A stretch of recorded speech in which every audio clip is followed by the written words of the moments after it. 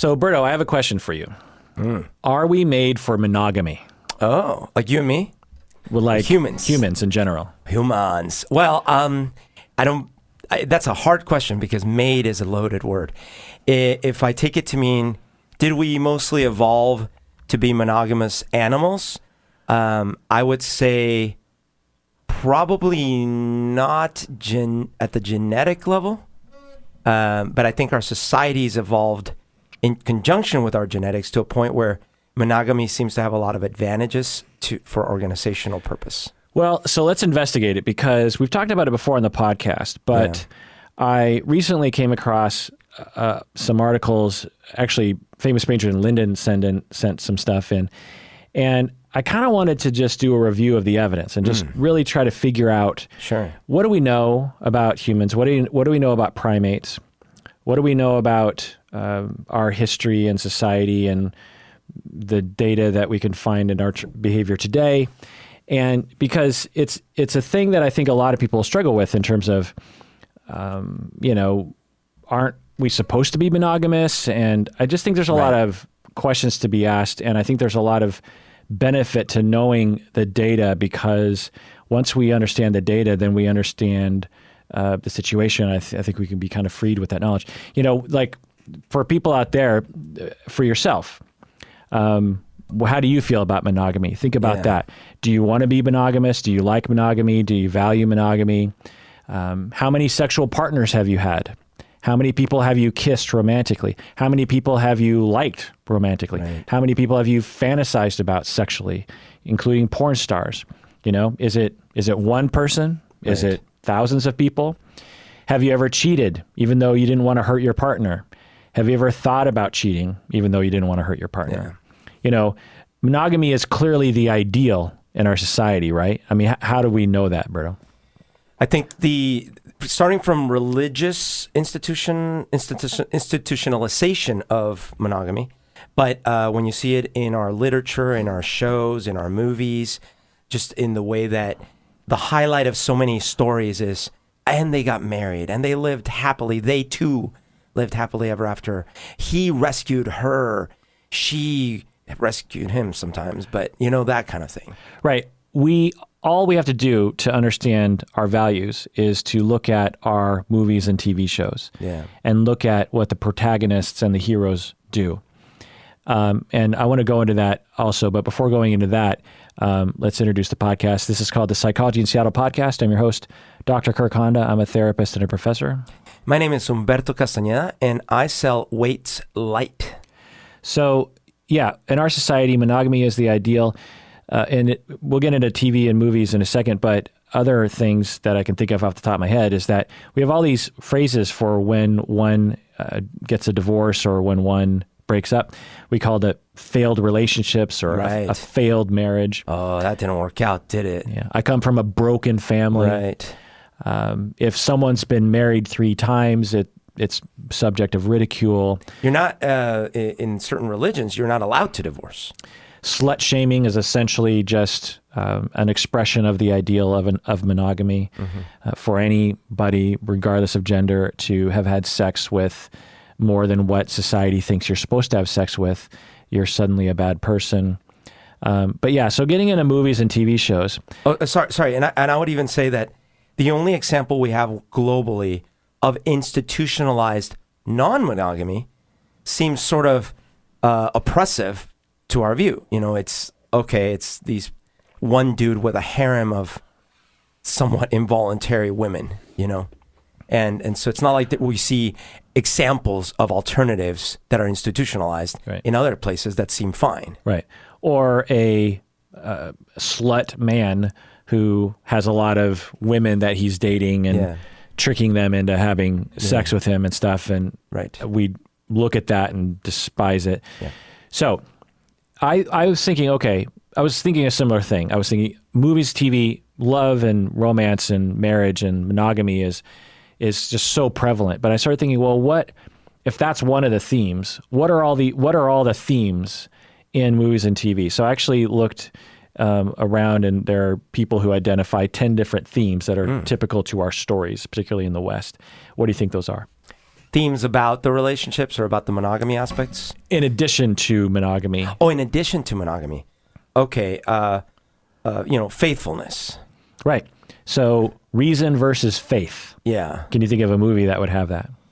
And I think that we value, to make sure we're on the same page, that I think society values faith. Well, regardless of what society values, there's a theme. Okay, sure. Reason versus faith. Yeah. Well, the story of, I think Christopher Columbus is one example where there was faith that there was going to be this other land, right? There's like a very big story.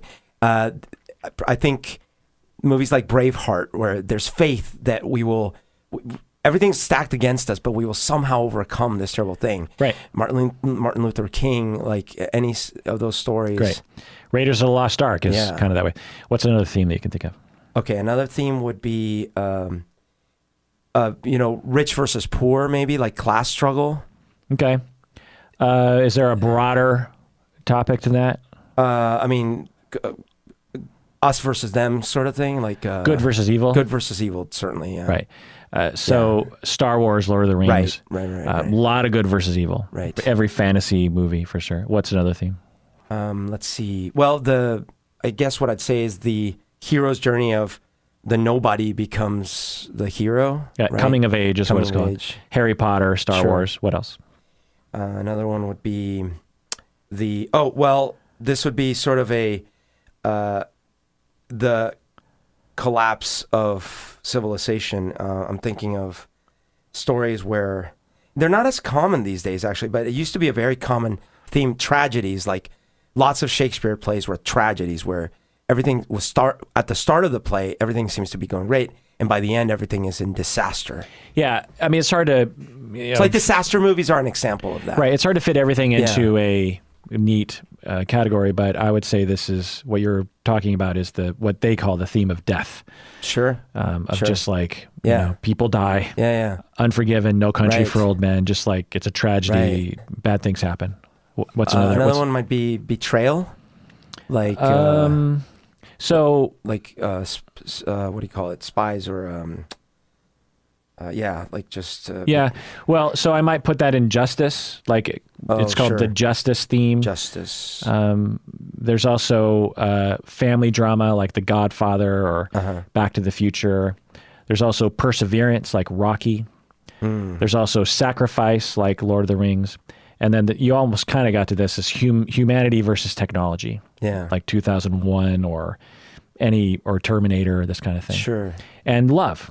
And it's, by the way, almost always heterosexual monogamy, by the way. That's headed towards marriage. That's the theme. Yeah. And, it's hard to think of a movie that doesn't have this in it. This heterosexual monogamy, long-term, forever. At the end of Lord of the Rings, none of us think that Aragorn is going to divorce Arwen. Right. We're like, they're going to be together forever. Yeah. I mean, that's just how it's going to work. That's how it's going to work. Of course, there's no other option. Right. And so this reflects our ideal. Aragorn doesn't have another woman on the side. Nope. Aragorn isn't like, well, we'll give it 10 years and see how it goes. You don't see them fighting already. Right. So that's a whole other thing. It's just like normalizing of just normal everyday relationship issues. So name any movie that we haven't talked about so far, just the first movie that comes in your head. And then we'll see if love is a theme in that movie. Marriage Story. Okay, yeah, obviously. So now you could see it in certain elements of the movie as the tension of this theme of heterosexual monogamy, in that, I don't know about you, but I was kind of hoping they would get back together. Of course. And they'd work it out. Yeah. Now, my artistic side was hoping they wouldn't, because I would think that would be too much of a cop-out. But there was an emotion inside of me, a wish that they would work it out and they would, find... Right. They would come back together somehow. Well, can you think of a movie where throughout the movie, say, husband and wife are fighting quite frequently? Some of them are kind of ugly fights, not physical, but just kind of nasty fights. But that's not even the theme of the movie. And they don't divorce or get back together. Like that's just part of the movie. Right. Whenever you have so I actually discovered this trope is that when you have a movie that's oriented towards men, the first time, the hero's the male, the first time you see the woman, if they're already involved in a relationship, the first time you see the woman is in what context? If it revolves around the man? If it's a male-oriented movie. Oh, something like she's getting in the way of his goals. No, like a scene. Think of a scene, like the first scene when you're introduced to the fact that he has a wife. A wife. What's the first scene we see her in? She's in the kitchen with the kids. Could be, but another, and of course I haven't done a full study, but in my head, the frequent thing that I see, if it's a male-oriented film, like he's a Marine or something, it's in bed. Oh, sure. Yeah, I could see that too. Like in the morning, they're familiar with each other, they're playful, and they have morning sex. Yes, that's fair. If it's a female-oriented movie... I was thinking of the scene in...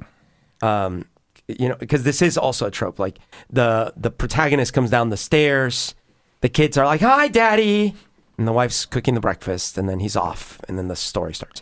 Right. But maybe that was after the sex scene. Yeah.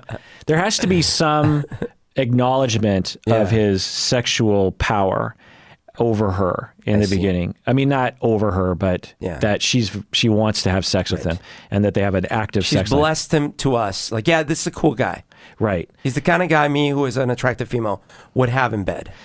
If it's a female-oriented movie, like Divergent, for example, the first time we see the male love interest, what's the scene we usually see?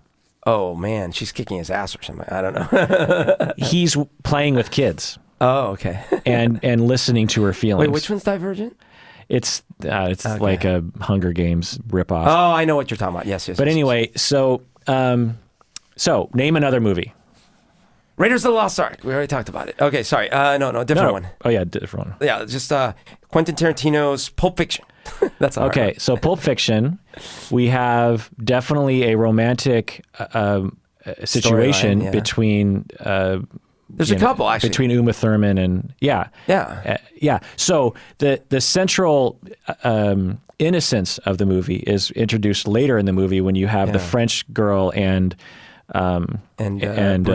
Bruce Willis. Yeah. And there's no talk about them being with anyone else. It's a chopper, baby. They're going to be together for the rest of their life. That's right. So even in a movie that's as brutal as Pulp Fiction, and of several different stories, one of the central relationships is the ideal of heterosexual monogamy. Well, you could sort of sense that the tension of the Uma Thurman and John Travolta is the frustration that, oh man, they could have worked out. Right. Those two could have been our... Name another movie. Princess Bride. So obviously right there, it's implied that neither of them have had sex with anyone else. Right. They were in love they met when they were young. Yeah. And First love. At the end of the movie, it's true love. True love. Marriage. Actually, it's true love. Yeah. To believe. He probably lost at cards, and he's worried about, anyway. Name a third movie. Rounders. Okay. That's an interesting one. So that's the one with Matt Damon and what's her face? Edward Norton. I always forget her name. Yeah, she's English, I think, British. God, it's on the tip of my tongue. Anyway, her. Yes. And they are, there's a love story there. Now, this is a story about gambling. Right. But, story B is our longing for these two characters to fall in love and be together forever.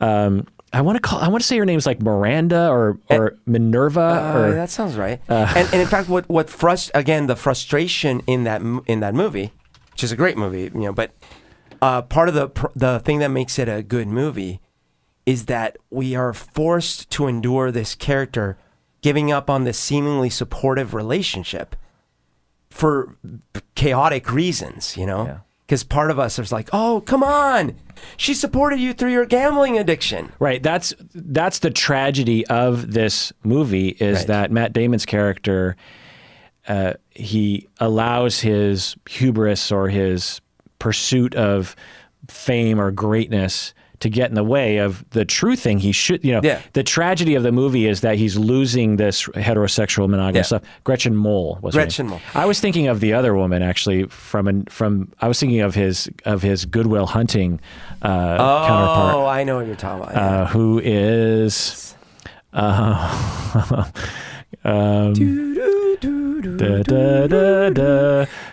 God damn it, it's taking me so long to figure out who's in the Mini Driver is her name. Okay. Really fun moments when you're waiting for answers.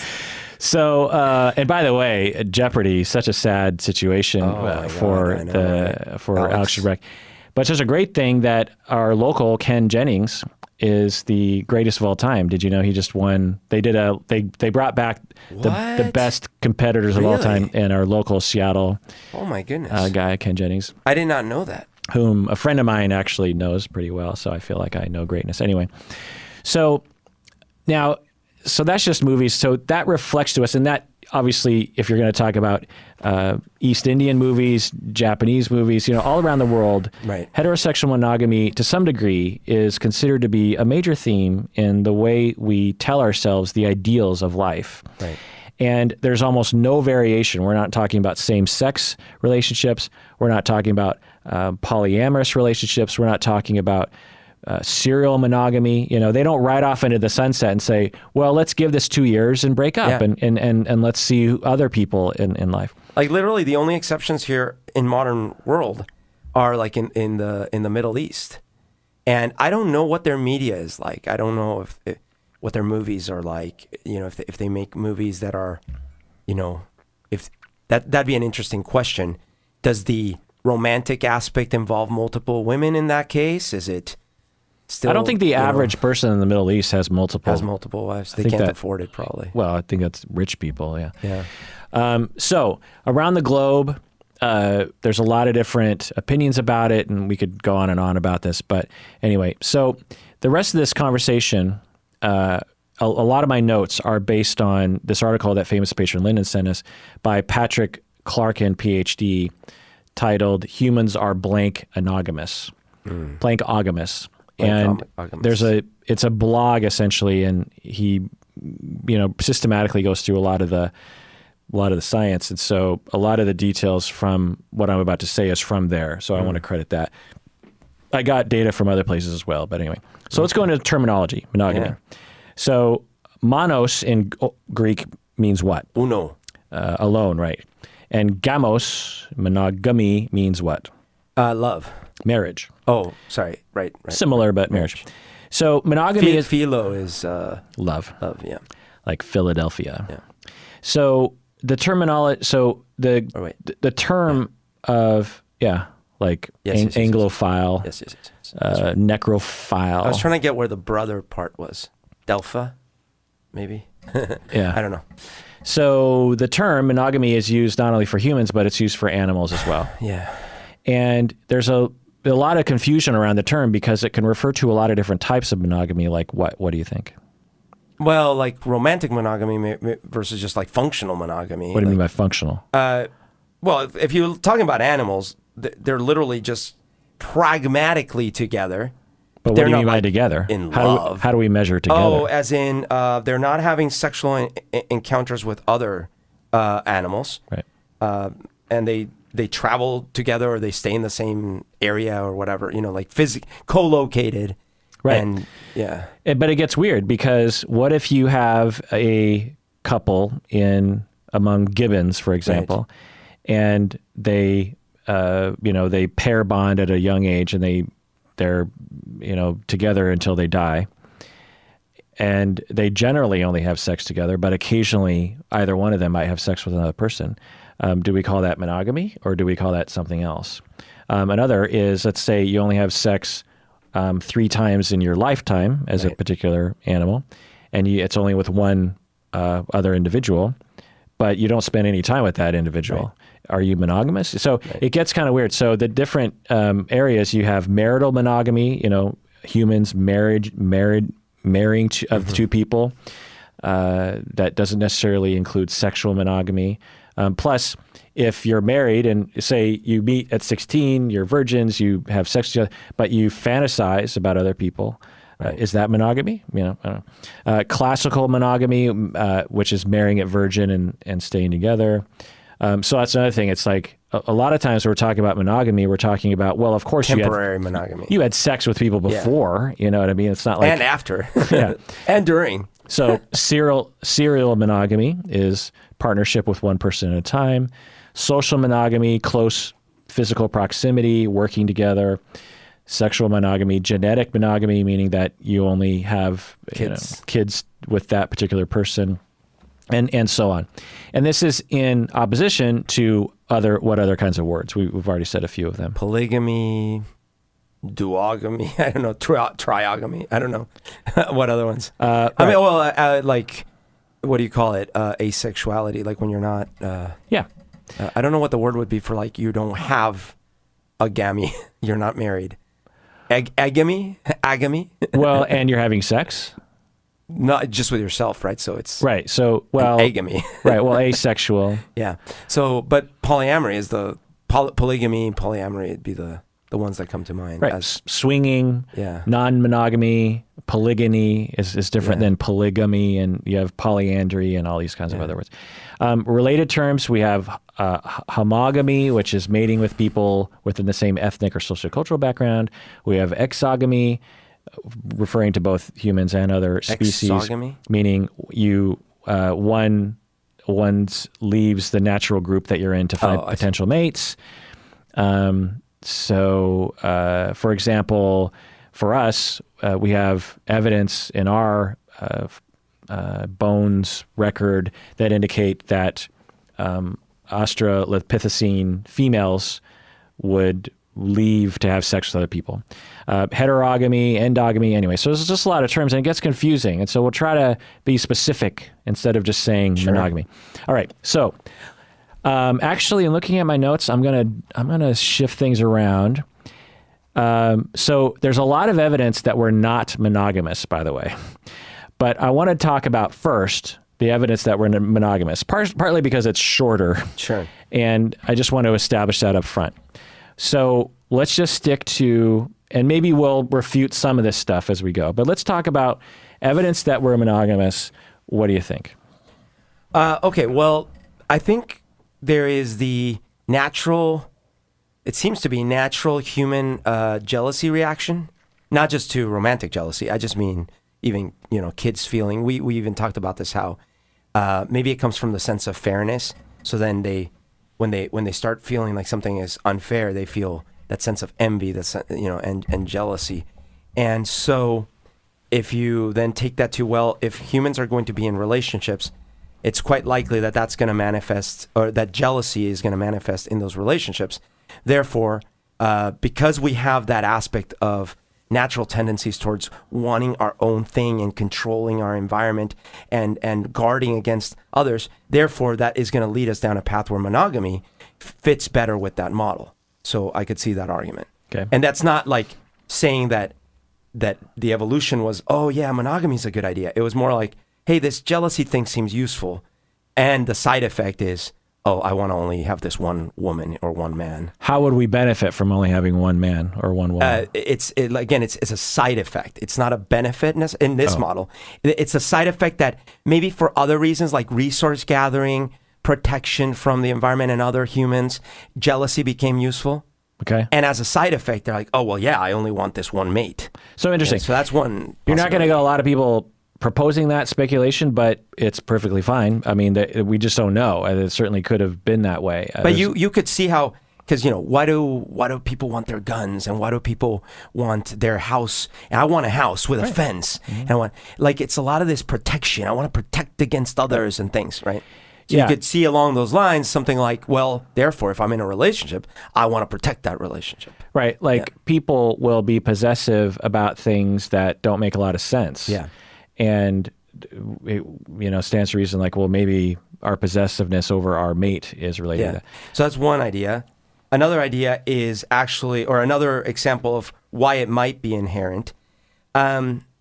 This one is women don't have a ton of a ton of opportunities for creating new life. They're not like other animals. You know, they have these cycles. They have a limited amount of eggs, a limited amount of time in their life where they can give birth. It is a risky endeavor. When you are giving birth, you're giving birth through these tiny canals to these big-headed beasts. You can die easily. The child can die, so you need protection. And so it is advantageous to be like, no, you're staying with me. First of all, I need you. You need to be good because I need you to be able to put good things inside of me. And two, you're staying with me because this is risky. I might die. I need you to protect this child. So that angle, kind of like the procreation angle. Yeah. And then another angle might simply be again, because I think that what we call society and culture is a blurry side effect of our genetics. I think that over time, it became less contentious to have everyone sleeping with everyone, because when you had everyone sleeping with everyone, it might have led to greater instability as a society, more infighting, more dissolving, sub-branching, people breaking off, things like that. And so then maybe it became more advantageous over millennia to be like, no. You stick with her, you stick with him. You guys, like, we have some separation here. And that might have been a societal advantage. Good. That last one is evidence that we're inherently not monogamous, but sure, but culturally monogamous.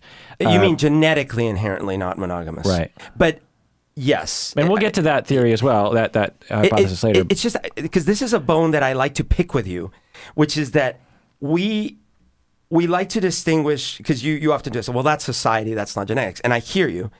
But the question of where our society came from is a chicken and egg question related to our genetics, because clearly over time, before there was even language, patterns developed as a result of the way we were. And so, it's quite possible that there are still genetic aspects that lead to that societal outcome. Well, quote unquote, everything is genetic because if you include like cause and effect, genetics and our biology is 100% involved in every decision, cultural and otherwise.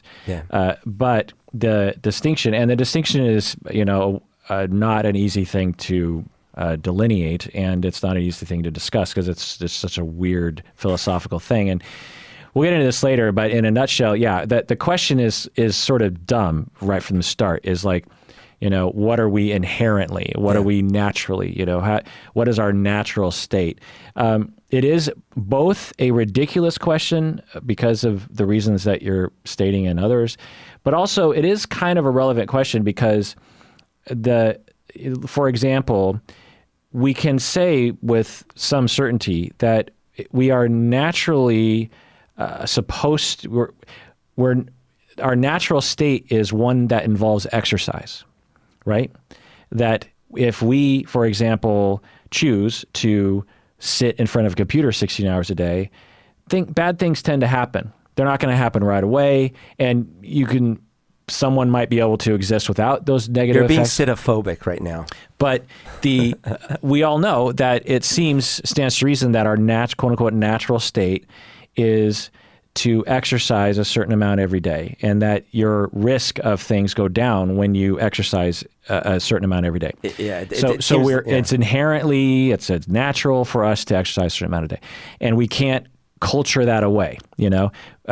When we do, we see effects like heart disease and depression and anxiety and sleep problems and gaining weight, and we see problems that we as a society deem to be problems, which is a whole other philosophical thing, because everyone dies. What's the point? You know what I mean? So it's just a matter of what we privilege.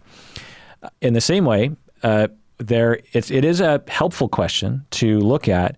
What are we, quote unquote, inherently or natural? What were we like before culture came along and started to make value judgments about certain kinds of lifestyles and decisions? And how similar are we to that, and how different are we to that original state? And if we are different, are we seeing ill effects from our attempts to try to be to shove a square peg into a round hole. Absolutely. And to emphasize this, what makes it so much harder is we aren't actually sort of at a finite state of evolution or at a leaf node of evolution. It's a fluid thing. So take, for example, are humans meant to sprint really fast? Like, well, no. Okay, well, it turns out humans are really great for long distance continuous running. They can basically outrun any animal eventually, but they're not as fast. And you can tear tendons if you run really fast, too soon, when you're too old, blah, blah, blah, blah, blah. But at the same time, it was really useful, and it started being more useful when you could catch animals and blah, blah. And now we have events about it and all these things. So it's a gray zone, right? Same thing with things like, this is the eternal debate with the nutrition. Are humans omnivores? Are we mostly herbivores? Are we mostly carnivores? Right. And there's great evidence on all sides. Right. You know? Right. It's a great analogous conversation that most of us can understand that it's worthy to investigate. Yeah. What is our natural eating situation? At the same time, it was never natural for us to have access to food from around the world. We only had access to the local food that was available. Yeah. So to say that acai berries are like the secret ingredient to human happiness is ridiculous, since acai berries were only available to like 0.01% of the population of the earth. Absolutely. So it can't be that acai berries are essential to humans. But it is a worthy question, and I think all of us kind of understand that we can't just decide, okay, I'm going to eat X, and that's all I'm going to eat for the rest of my life, and even though it's not likely that's the way I was designed to live, that's going to go well for me. But we also understand that there's a lot of different ways to live happily and healthfully. Someone can be vegetarian and be perfectly happy and healthy. Someone can eat meat and be perfectly happy and healthy. That's right. And so,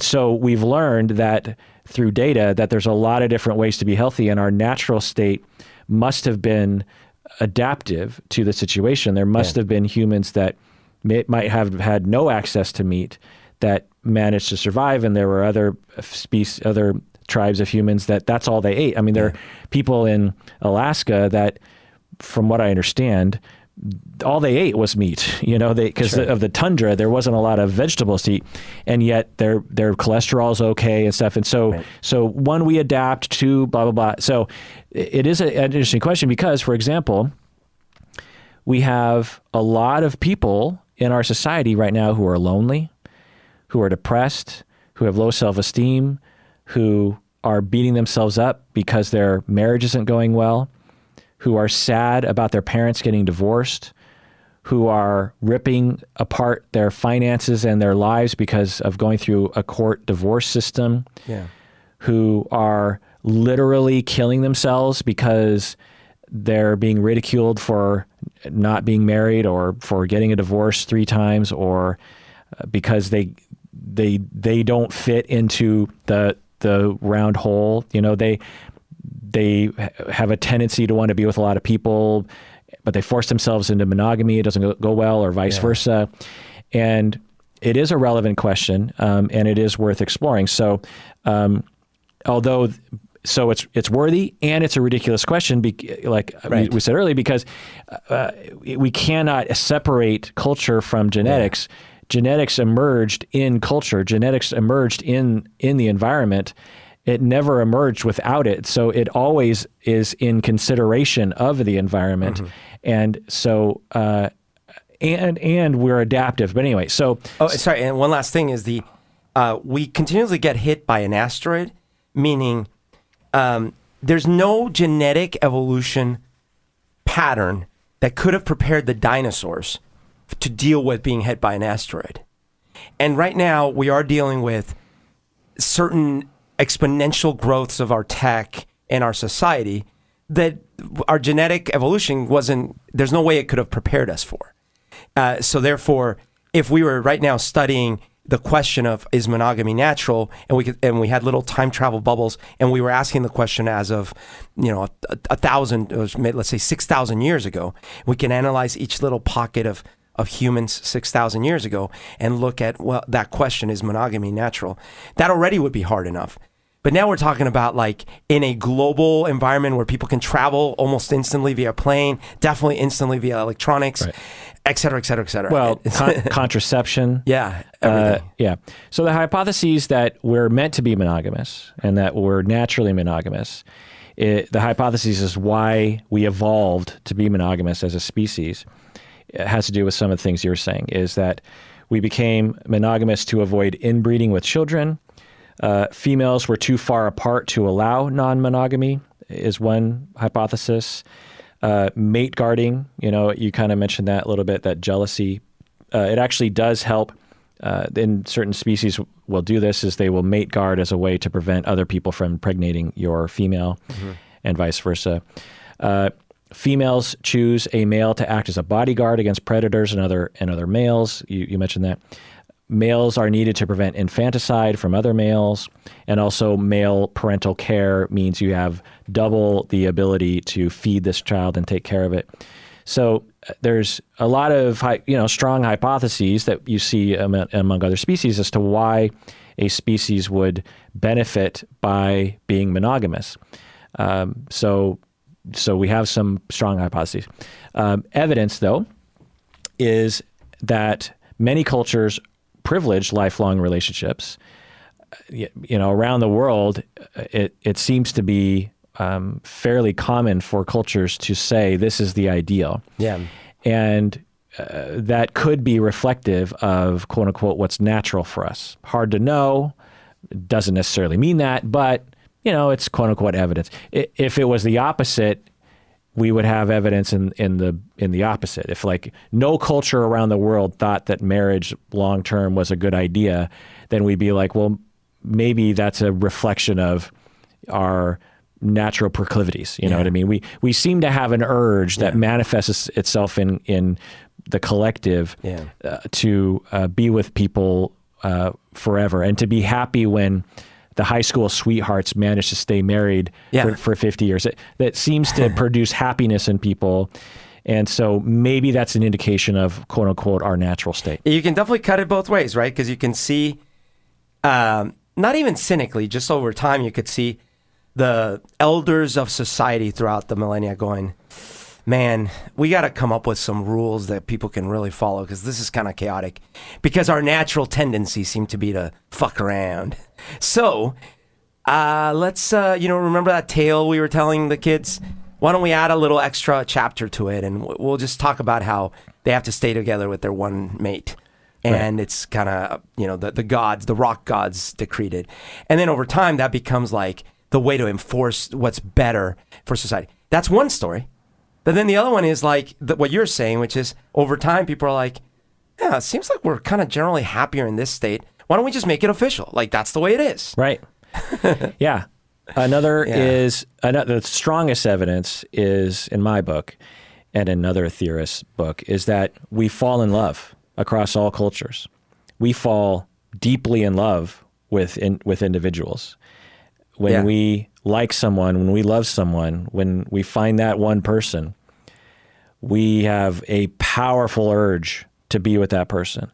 And it's a powerful experience. I mean, all the songs and all the poems and all the movies and, all the stories we tell ourselves, it is, one of the most popular things on Reddit and on YouTube is when someone will propose to someone else. Yeah. There's a cute, famous one that occasionally gets reposted on Reddit of there's two women and they're like in Europe somewhere, and someone's filming that they give the camera to, and one of the women gets down on one knee and gets a ring. The woman standing goes, "Oh my God!" and she reaches into her bag and pulls out a ring, and she gets down on her. They both were going to propose to each other on this trip, but one did it anyway. And, we love, it's upvoted, everyone's crying, everyone loves, I don't even know these two people, they could be assholes. They're two women? Yeah. See, this is the problem with same-sex marriage. Yeah. You can't know who's going to propose. It's Jennifer and Steve, what was it? No, Adam and It's not Adam and... It's Adam and Eve, not Eve and... Archie Bunker over here. So right, it's a powerful experience. We love to even watch people get married. People will go to a wedding, they don't even know the people, they'll cry. You watch rom-com, Crazy Rich Asians, and at the end I'm seeing two actors on the screen get married, and I'm tearing up a little bit. You watch season after season about how you met your stupid mother. Right. We have powerful brain mechanisms that are involved not only in oxytocin, but also in basically addiction and quote unquote madness. Right. When we fall in love with someone, it's a very powerful experience. So that is biological, man. Right. That is not cultural. Nope. And so we must have evolved a natural ability or compulsion to pair up. Although, the poking holes could be, well, first of all, sure. Clearly, animals have developed seasonal, hormonally driven drives that are very intense to woo a mate. And you see that in, even biologically, their plumage changing and stuff like this. So you could imagine that as primates got more, say, complex, and especially as humans started getting more complex, this became still true, but it became harder because now it wasn't good enough to just woo a woman in one afternoon with some muscle flaring and then, oh, cool, we'll have sex. Because society and the whole thing became way more complex. So you had to do something a little more long-term than that and more impressive. And so it had to be drawn out. But yet you needed to motivate the people to stay in it for longer. So you needed a kind of this falling in love sort of sequence. But the intention wasn't ever, but then you're going to stay together for 100 years because you're going to die in 5 years. So don't worry about it. Right. So, and we'll get to all that later. There's a lot more evidence that we're not, quote unquote, naturally monogamous, and that's one of them. Another one is that sex is usually better with long-term partners. Study by Armstrong et al. 2012. Women reported orgasms in, first hookups, what percentage of women reported orgasms in the United States? Oh, interesting. 40%. 11. 11? Yeah.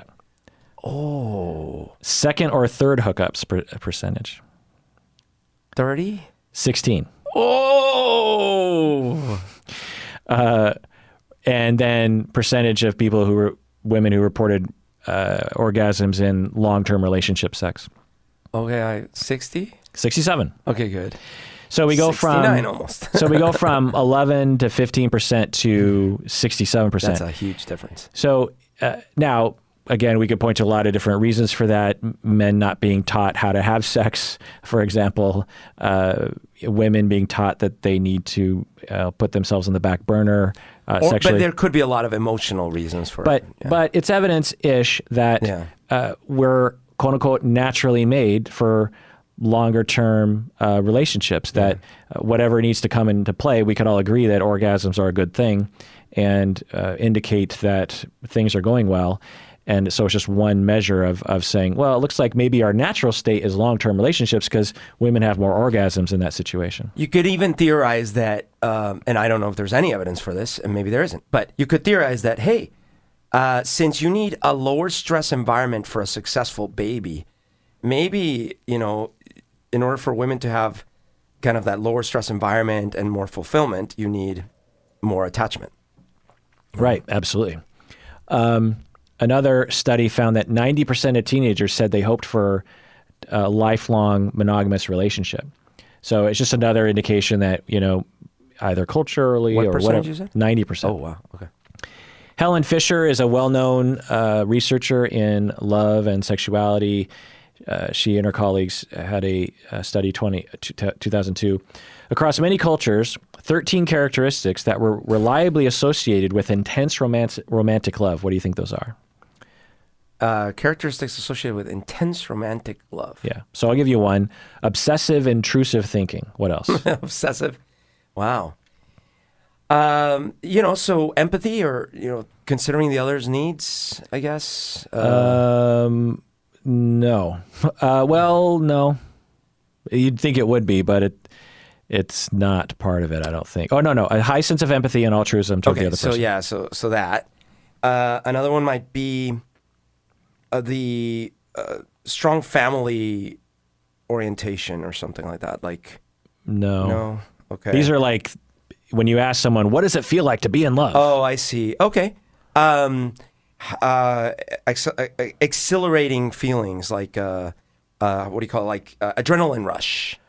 Increased energy and exhilaration. Yeah, that. Breathlessness, sort of. Okay, well, I'll put it into this category. Sleeplessness and loss of appetite. Okay. So physiological. Daydreaming. Thinking is focusing on... Daydreaming about the person, basically. No, I think that's the obsessive intrusive thinking. I see. Yeah, that makes sense. Stalking. Like tendencies towards like seeing that person all the time, basically. Like wanting to, Yeah, no. I mean, that's not one of the ones I get. I mean, obviously that makes sense, but talking about them all the time, like, I think that's the obsessive intrusive thinking part of it. Yeah, that covers a lot.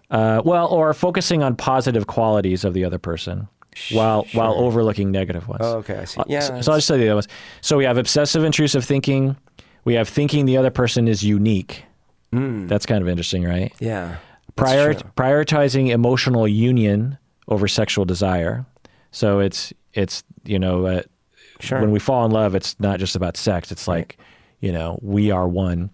Focusing on positive qualities while ignoring the negative. Increased energy and exhilaration. High sense of empathy and altruism toward the person. Sleeplessness and loss of appetite. Feeling greater connection to the person through adversity. And feeling that intense romantic love is involuntary, but also temporary. So the intrusive thinking part, many respondents to one study who were in love estimated that they thought about the other person what percentage of the time? 95%. Close, 85%. So 80, they were like, about 85% of my waking hours, I'm thinking about that person. So this is similar to OCD, similar to addiction. Now, so that seems to be strong evidence that we're at least meant to pair bond and maybe by extension monogamy. But again, it's not necessarily evidence of monogamy, which we'll get into later. But it stands to reason that our natural state, for whatever sort of worthless phrase that is, we seem to have evolved into a species at some point that needed to survive by having intense motivation towards another person to, one, get them pregnant and to stay at least together long enough so that the child is out of the hazardous years. Yeah. We all understand that a child from 0 to, especially like 0 to 2, is like one of the most vulnerable creatures on the planet. They can't think for themselves. They can barely locomote themselves. Although, have you seen The Jungle Book? It seems like you can leave them in the forest in the jungle. There's just so many things you need to do, and then let alone the years from 2 to 5 that you need to guide them and help. They can't run very fast, And they seem to want to do everything that would get them killed. Right.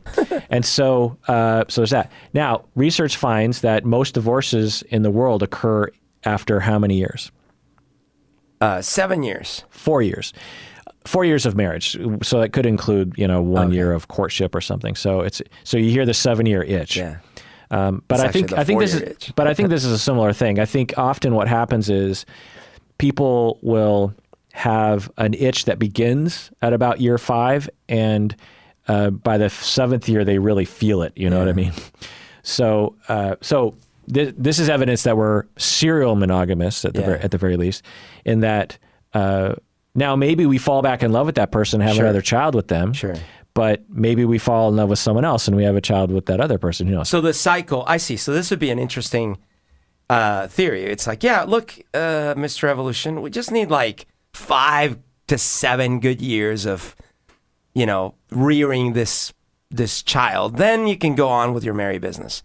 And that would make sense, right? It'd be like, you have those intense feelings, you pair bond, you're together, you have the child's safer, and then you're off.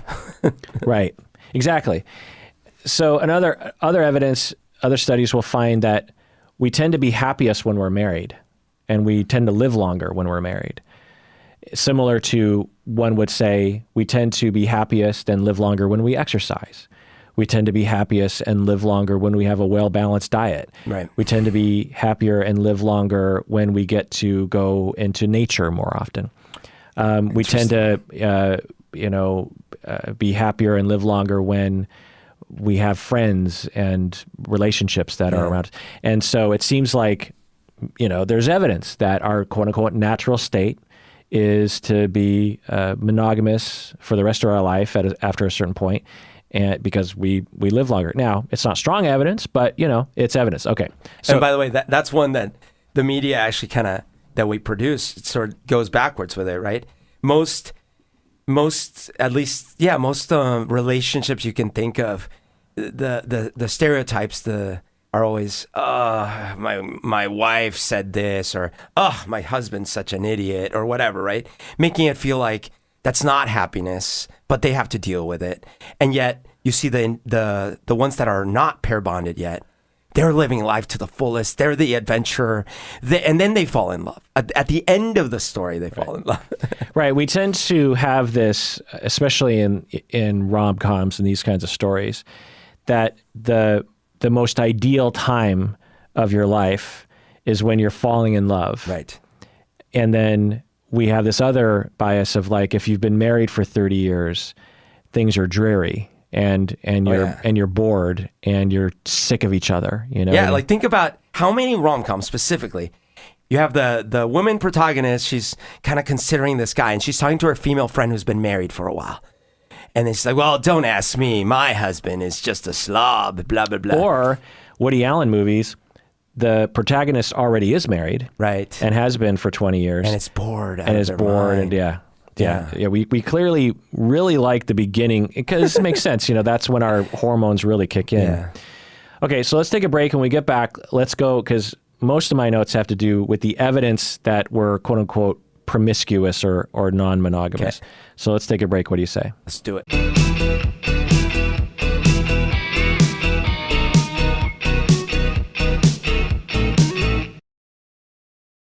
All right, we're back from the break. So, Berto, if a caveman from the old days who were to, get into a time machine that he built and come on this podcast, well, I'm making him he because it's you, and come on this podcast and convince everyone to become a patron, what would he sound like? What would he say?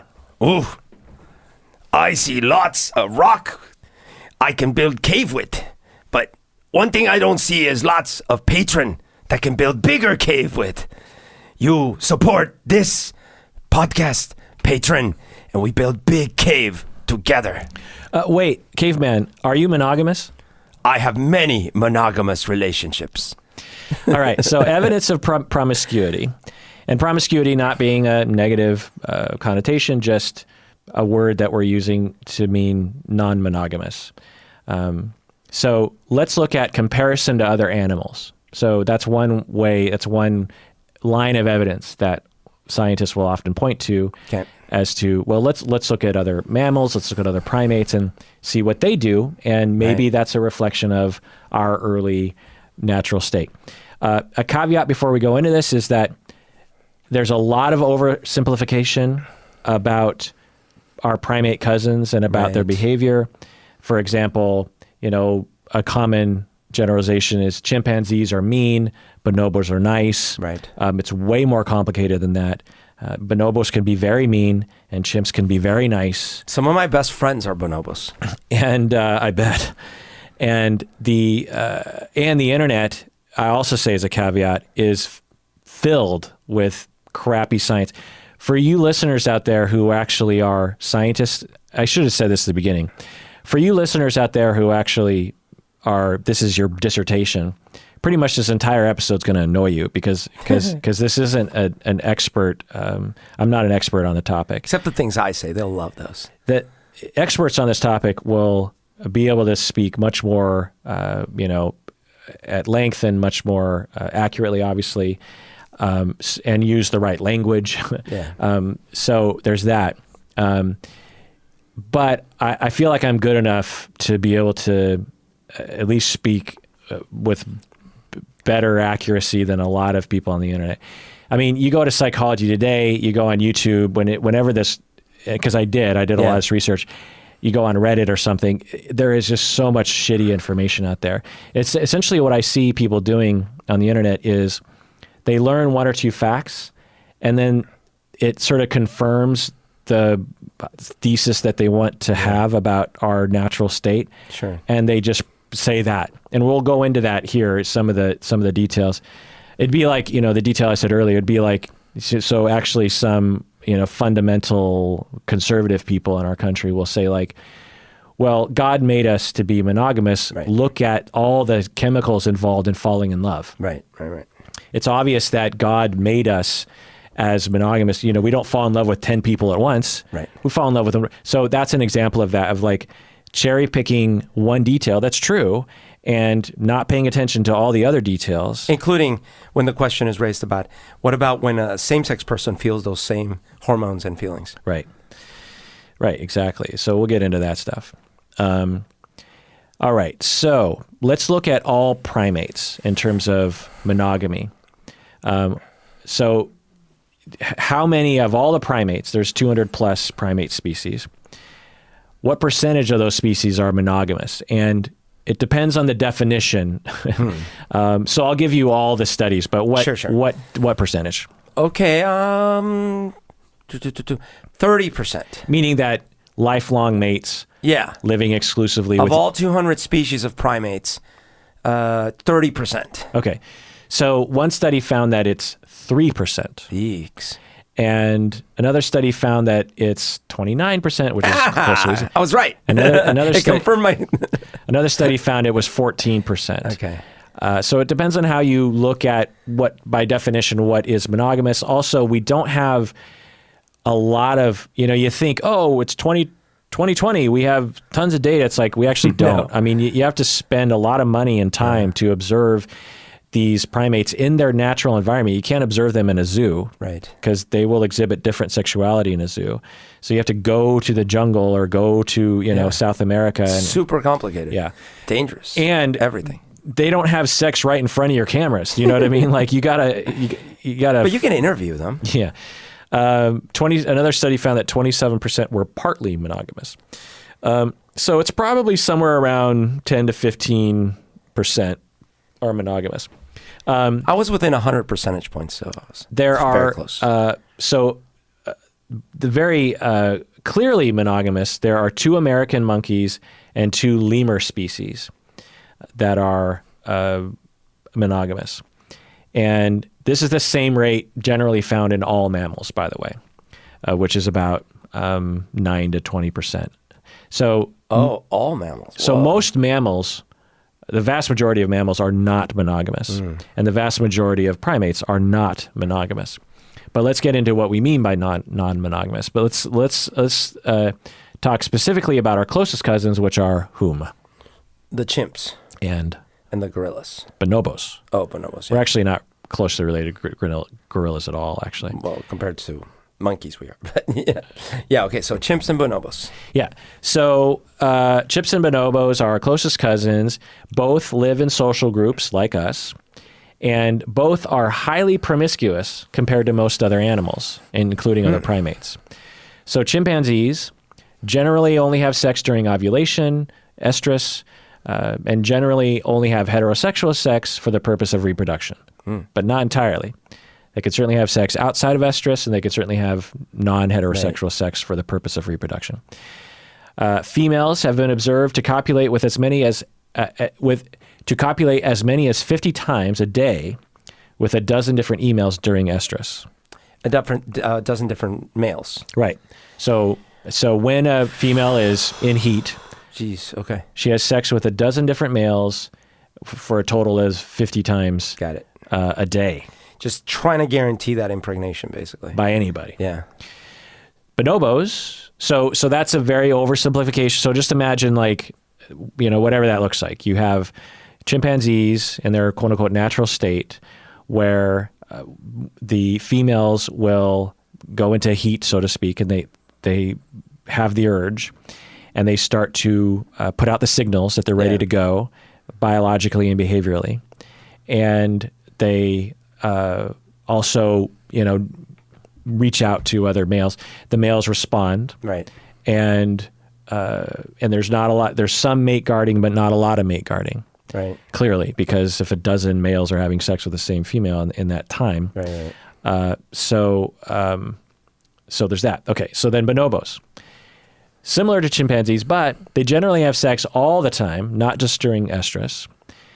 They have homosexual sex. Right. They have even sex with infants, Right. which can seem really, since they look like humans, that feels bad to us. Right. But it doesn't seem to be bad for them. There seems to be a very slight exception for adult mothers to have sex with their adult sons. But even then, it sometimes happens. But aside from that taboo, it seems like everything else is off the table. For example, mothers will have sex with their infant sons. Interesting. And they have sex for various reasons. They have sex to relieve tensions between individuals. They have sex to bond, and they have sex for reproduction. There's accounts of when the bonobos find food or a watering hole, and they're all happy. They're all jumping around, and then They'll just have sex. they have sex before they even drink the water. Right. The speculation is, one, they're so excited they want to have sex, but two, they are worried that they'll try to compete for the water. And so it's like, okay, we're good, right? We're still bonded, let's have sex with each other so we don't fight over this resource. So this is what makes it so hard for me, because you know how you have this little water bottle every time? Yeah. I get really anxious because I feel like we're about to compete for the resource, and I get really horny as a result.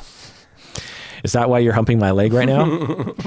So females have sex with males and females of all ages. So bonobos are similar to chimpanzees in terms of when you compare to all species of mammals and animals, but significantly different in that they tend to have sex all the time and mostly for not reproduction reasons, but definitely for reproduction reasons.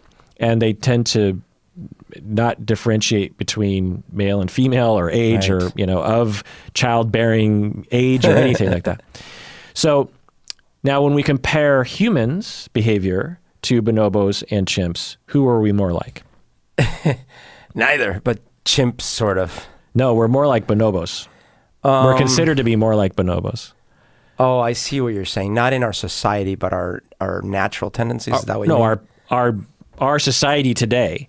Oh no. So we'll get into this in a second. When you actually look at actual human behavior, like actual human, and it's hard to know because by what metric, but the experts will state that humans and bonobos, because of the reason that they have sex for a lot of different reasons. That's sure. Yeah, I could see that. I just mean like we over the millennia developed so many hang-ups or societal rules around what's appropriate and not appropriate that today in the Judeo-Christian world, most of that behavior is completely inappropriate.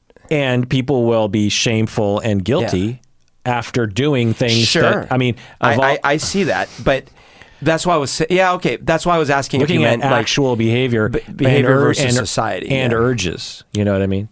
Not what society necessarily tells us to do. But I will say that even then, and so I totally agree, and I see the point. But I would say that the average Western person isn't in a constant state of arousal, like let's drop our pants, let's have sex right now. And neither are bonobos. Right? You can observe bonobos for hours and there won't be any sex. It's not like they're in a constant state of sexuality. Sure. But when you do observe them, 24/7, you see a lot of sex happening compared to other primates. That is non-reproduction reasons. Yeah. And humans also tend to be. They seem to be doing it for pleasure. Right. Chimps or bonobos, whereas chimps comparatively tend not to do it for pleasure. So I feel like what I was trying to get at is I feel like our society has been modeled closer to the chimps, except strip away all the numbers. Like, yeah, it's just for reproduction and only one at a time. Yeah, it's funny. It's like we all have an inner bonobo, but our society is trying to make us into chimps. Yes, we're trying to why the violence. We're trying to fit a bonobo-shaped block into a chimp anus. I mean, what? So speculation that we actually saw during that documentary, Why We Hate, right, was that chimps have to compete for food more than bonobos because they were on this other side of this river. And so the tribes rely more on male aggression to fight for resources. Whereas bonobos had abundant food, so they were allowed to relax more about resource management. And they tend to be more cooperative, and a sex emerged. They adopted sex as a way of being more cooperative, essentially. When males in the bonobo species start to exhibit aggression, it actually isn't helpful for them to do that because it risks injury, it risks pissing off other tribes, and it's just like, look, there's enough food to go around. Calm down, we'll jack you off. Exactly. It's exactly that. Yeah. And so bonobos, exhibit what they exhibit. Can you imagine? This would make our world so much better, right? You have this like angry senator, like, oh, I want to ruin the environment, and it was like, hey, calm down, we'll jack you off. Well, who in our society would have to do that terrible deed? Yeah, there would be people assigned to that job. I guess we'd have to elect them, like the vice president in charge of fluffing. Hey, man, maybe you have to rotate the jobs. Sure, you can be president, but next time you're the fluffer. The pacifier, we call them. The pacifier. So that's another speculation, right? It's an interesting thing to think, no joke. Are wars and crime, because we're trying to shove ourselves into the chimp camp by not having sex more often, by stigmatizing sex for everyone so that they can't act on their impulses. Again, it sounds ridiculous, but imagine a world in which you have possessions. A woman who she gets off work and she is she's tense and she's bothered. And she's coming home, and their kids are they're picking up kids from the daycare, and oh my God. And then all of a sudden, she, just as she's going into the daycare, she sees this hot guy, and she's like, oh, he's pretty hot. Right. And imagine a world where she could go over to him and be like, let's do it right here on the sidewalk. Yeah. I needed some relief. Yeah. Can you please let me get you erect and, stick it in me and, and let me have a few orgasms or something. I'll pay you for your trouble. Oh, wait, we do live in that world, except you get arrested. And then, they have sex. She's like, oh, that felt good. Well, see ya. And she picks up her kids, goes home. And 9 months later. And all that took was, let's say, 7 minutes or something, or 15 minutes of time. And literally, you could do it right there on the lawn in front of the daycare, and we don't. That's what bonobos are like. Now we do have some complications in that we short-circuited some aspects of evolution, and maybe because of that and other factors, we have all these diseases, venereal diseases, and that tends to put a little bit of a hamper on how free these things can be without some risk to the societal structure. But the reason why we have those is, well, we've always had those. Chimps and bonobos have venereal diseases, and it doesn't stop them. Also, the superbugs come around because of the way in which we're global, and so viruses will spread way more readily, and also. We use antibiotics that create superbugs. Yeah. The other thing is I always because I actually was asked to years ago to do a talk at a convention for people who had STIs, like permanent ones, like herpes or something. And we have so much stigma about that. But the thing that I always say is let's say we all understand that going to work and interacting with other human beings puts us at risk at getting an infection. Yep. It just happens to go through the mouth and the nose. Yeah. The flu, common cold, these kinds of things. We all understand, like, well, that's just a part of, I could prevent that by wearing a hazmat suit and maybe not leaving the house. Yeah. But that's not the life I want to live. I'm willing to take the risk because, that's okay. People get sick sometimes and you just get through it. No big deal. Right. Even herpes of the mouth or something, we just go, well, I'm not going to not kiss anyone for the rest of my life. It's going to happen.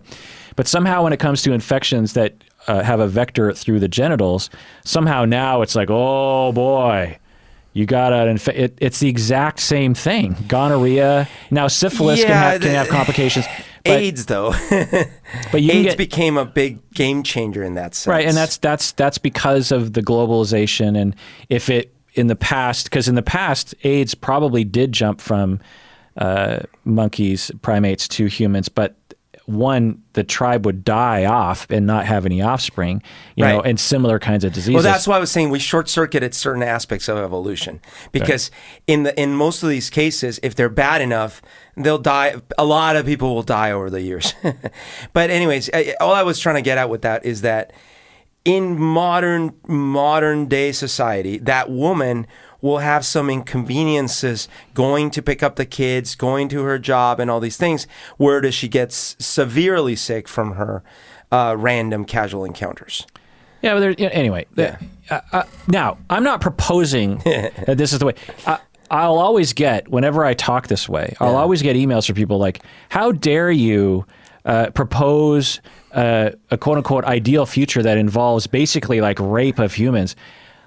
I'm not proposing this. Right, There's actually no way. And it's consensual. Even if science proves that this is our natural state and we are supposed to be like bonobos, which I don't necessarily believe, we have to live with the way we've already built our society, Like, it's also unnatural for us to drive cars and pump carbon into the atmosphere, but I don't propose that we go back to like a hunter-gatherer society. It actually would probably help us, but...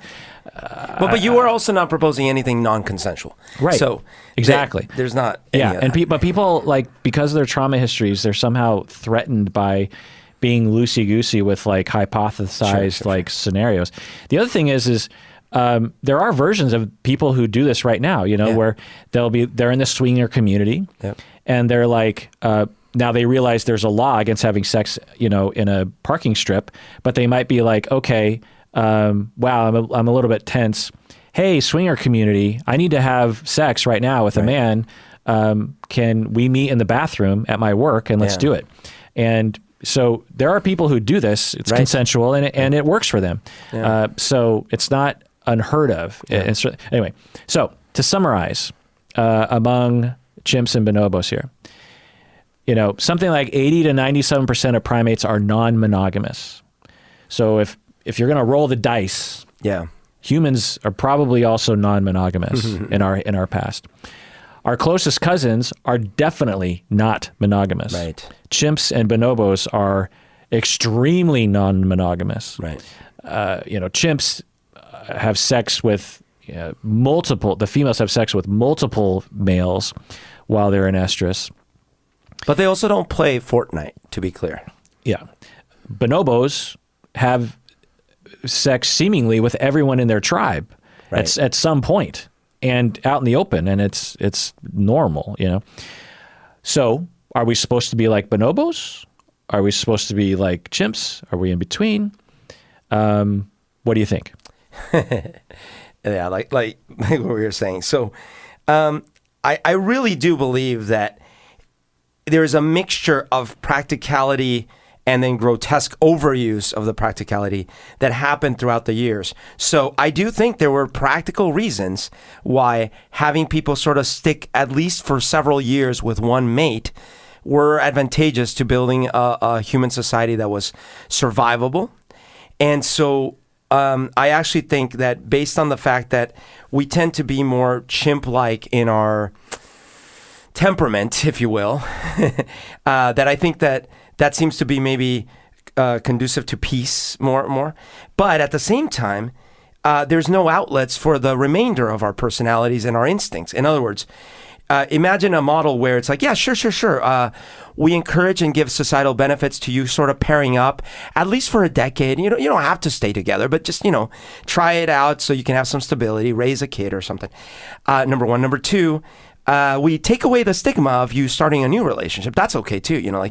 Just don't get people killed in the process. Like number two. I just want to asterisk that. That assumes that promiscuity leads to anger and jealousy. Right. Which I'll get into later, which isn't necessarily true, but go ahead. Well, at least it seems like we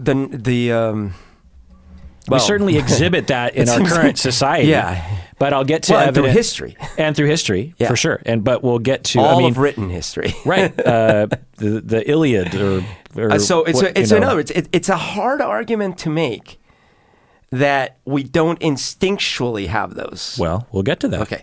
But I'll say the third thing is, so hey, Mr. or Mrs., you have some sexual tension, and for whatever reason, your temporary monogamy partner is not available, or you're not interested in that right now. That's okay. There's a total legal sanctioned way for you to do that, and society supports that. Right. And because society supports it, and little kids learn that, no one actually gets that jealous about it. Right. So interesting. Hard to know, but does this evidence of bonobos and chimps mean that we are non-monogamous? Oh, yeah, well, I'd say sure. From the genetic perspective and stuff like how our bodies function naturally, I would imagine that we are closer to that model of having multiple partners than not. Do you think we're naturally more like chimps and bonobos than we are like the way we are today in Seattle society? Naturally, that's where I don't know, because all the culture that we have, all the knowledge we have going back as far back as we know. But if we had a time machine and looked at ourselves 500,000 years ago when our species was emerging, or say 300,000 years ago when our species was clearly established, would we see behavior that was like today, or would we see behavior that's like bonobos or chimps or something else? We kind of have a written record of it. We seem to have more behavior like bonobos crossed with chimps in antiquity, where essentially it was a mix of the free-form sexuality, but coupled with the violence the violence and the patriarchy. And over time, society enforced rules that made us more like a peaceful bonobo chimp version with monogamy, but with the peace aspects. Well, that's within history, right? Because culture emerged well before the written record that we have. Sure. But then one because of agriculture, for example. Right. And it's again, the onus is almost on the other side, because maybe the reason chimps and bonobos are not humans is because their way of organizing wasn't as conducive as the way that humans eventually organized. Yeah. So the answer to the question is we don't know. There's no way to know, and because this is something that people will do when they're like, look at bonobos, look at chimps, like they're not monogamous, so we're clearly not meant to be monogamous, and it's a compelling argument. I've made that argument, and it stands to reason. But I literally used bonobos in my argument before. Right, but there's no way to know if that's true because. One, we did not evolve from bonobos and chimps. We evolved from a common ancestor of bonobos and chimps. And we have no idea what that common ancestor was like. I mean, we certainly see a lot of variation between chimps, bonobos, and us. And we are more successful than either of them. Well, successful, by all metrics, right? Well, by our human decided metrics. No, by universal metrics, let's say.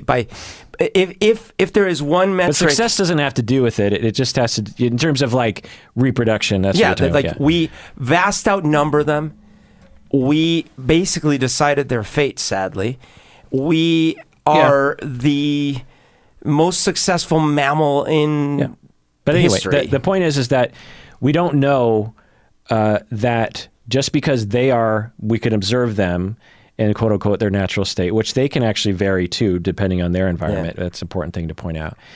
But for example, bonobos can be actually quite violent and really hurtful to their fellow species when they're troubled. Anyway, who knows what the ancient ancestor was like that we all evolved from, one, in their natural state. Two, there's no way to know that our line on the tree of life didn't evolve into a natural state that was really quite different from the other two.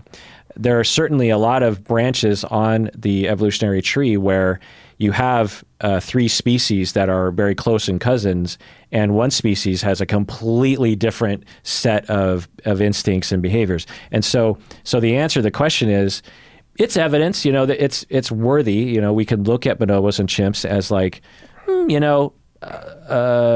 sort of vague evidence that we probably in our natural state were not monogamous at the very least. But it's unknown. We just can't know the answer to that question, because the only way to know the answer to that question is to actually get a time machine and go back in time, and or raise thousands of humans from birth in a biodome and observe them and watch. You probably get 100 different biodomes and you observe over 10 generations the kinds of behaviors that emerge in those groups of people. Yeah. Of course, we're not going to do that. We can do that with rats. We can do that with bonobos. We actually do that with other species. And we'll just never know the answer to that question, is the thing. And so we have to be very tentative about looking at bonobos and chimps as evidence of who we are. Sure. But what other evidence do we have for promiscuity? So one thing that we've already talked about is humans simply are not very monogamous. Studies, when we look at cultures around the world, one study, what percentage of cultures were the behavior was, tended to be exclusively monogamous? Well, sorry, but this is sort of loaded, right? Because I feel like we're talking about permanent monogamy here instead of temporary monogamy. Right. So this is permanent monogamy. So this is where you actually look at the cultures, at the societies. Yeah. And from what you can tell, it looks like there's no extramarital relationships. And this is where, like, we're already kind of sacrificing this huge plot of land, because we're going from 50 times a day during estrus with 12 partners, or constant sex at all various different contexts with babies and adults and everything, to, yeah, I'm mostly monogamous. I've had a few affairs. Those are not in the same realm, right? Yeah. So therefore, if the question was, what portion of human populations are mostly monogamous for stretches of time, I'd say the majority. But if the question is, what portion of the human societies are, regularly, like there's affairs or people break up, and then I would say actually that's the majority. You see what I'm saying? Like, yeah, right. It depends how you ask the question. Well, I'm asking the second question. So sure. Yeah, I'd say that probably what is the statistic? 50% of marriages end in divorce or something. And I'd say probably... in the United States. We're talking about around the world. Yeah, sure. And maybe it's less in more traditional societies. So I would say maybe at least 40% of the world reports not being consistently monogamous. Yeah, and it's not report from what I understand the studies, but it's this one study, and it depends on the definition, depends on the method, but it's 16% is what they found. 16. Oh, okay. Yeah, that's much lower. Particularly those societies that encourage men to be involved in child rearing, like the United States, have more likelihood of being exclusively monogamous, because some societies don't really have a culture that encourages men to be involved that much. But again, it's hard to measure. But when you look at the United States, most people have sex with multiple people in their lifetime. Study 2011, CDC, United States. What percentage of men and women had more than one partner aged, so that when they ask people aged 25 to 44, so these are, your prime sex years, so we say. Yeah. What percentage of women had more than one partner, reported having more 25 to 40, more than one partner, women. Percentage, I'd say 70%. Good, 77. Yeah. Men? 87%. Good, 85. Very close. What about 7 or more percentage? 7 or more partners? Yeah. Okay, women would be 50%. 31%. Okay. Men? 40%. 49. Okay. So now the gap kind of looks weird. It's like 31% of women, 49% of men, probably due to cultural pressures on reporting. It's hard to know. Yeah. But at the very least, we see here that the vast majority of people in the United States do not have sex with only one person. Right. But then a different way to look at that is that over, 30 years, they barely had sex with anyone. Maybe, but if an alien were to observe us the way that we observe chimps and bonobos, they would say like, "Oh, humans are not monogamous." I disagree, man. Because imagine if you observed bonobos for 30 years, and mostly they had sex with one or a couple partners, would you really call them? Yeah, they're like polyamorous. No, you'd be like, yeah, they're fairly monogamous. Well, again, so it depends on the definition. Yeah. Are we saying you have sex 100,000 times with one individual, and then one time you have sex with another? Sure. Are we calling that monogamous? Well, but I'm even saying, like, let's say it was like for 3 years they had sex with one person, then they had another relationship for 7 years, then they had another 3-year relationship, and then they've been in the same relationship for 10 years. That to me, sure, it's quote unquote serial monogamy, but as a species, like from an animal level, that feels monogamous to me. Again, it depends on the definition. I know, I get it, but we're also talking about lifespans, that humans have way longer lifespans than most animals, and so you can't even compare in many cases, Yeah, certainly there's like if a bonobo lived, well, that's still a bad example, but I'm thinking that no question, if the strict definition is no, you literally only had one sexual partner, yeah, by definition, we're not. But right, that's not very practical. Well, okay, so as you're talking, I think that there's a helpful distinction between two general camps of quote unquote monogamy.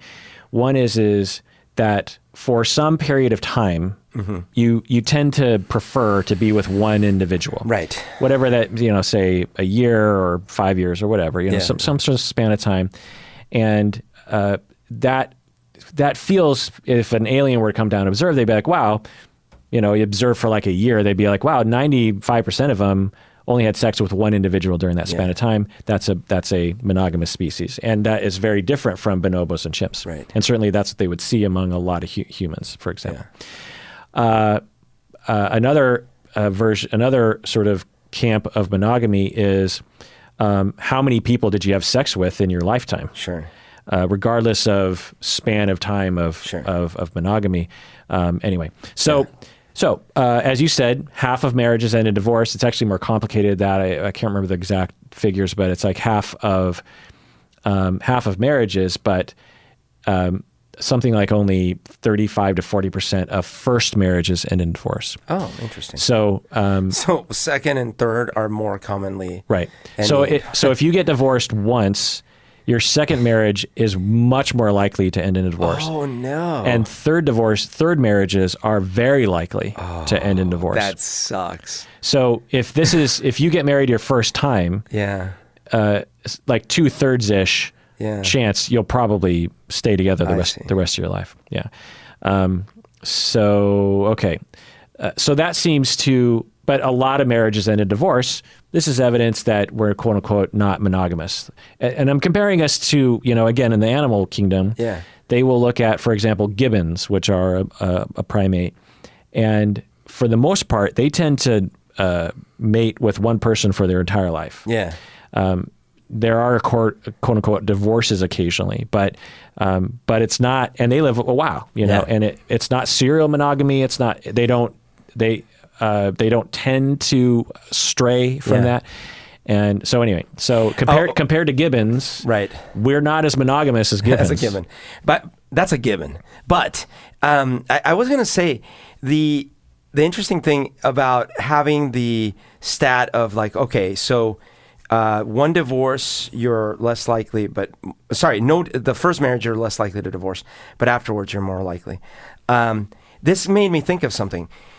The expectation at a society level is that you are going to be monogamous. You're going to be married, not divorced. That's the general expectation, as we've talked about.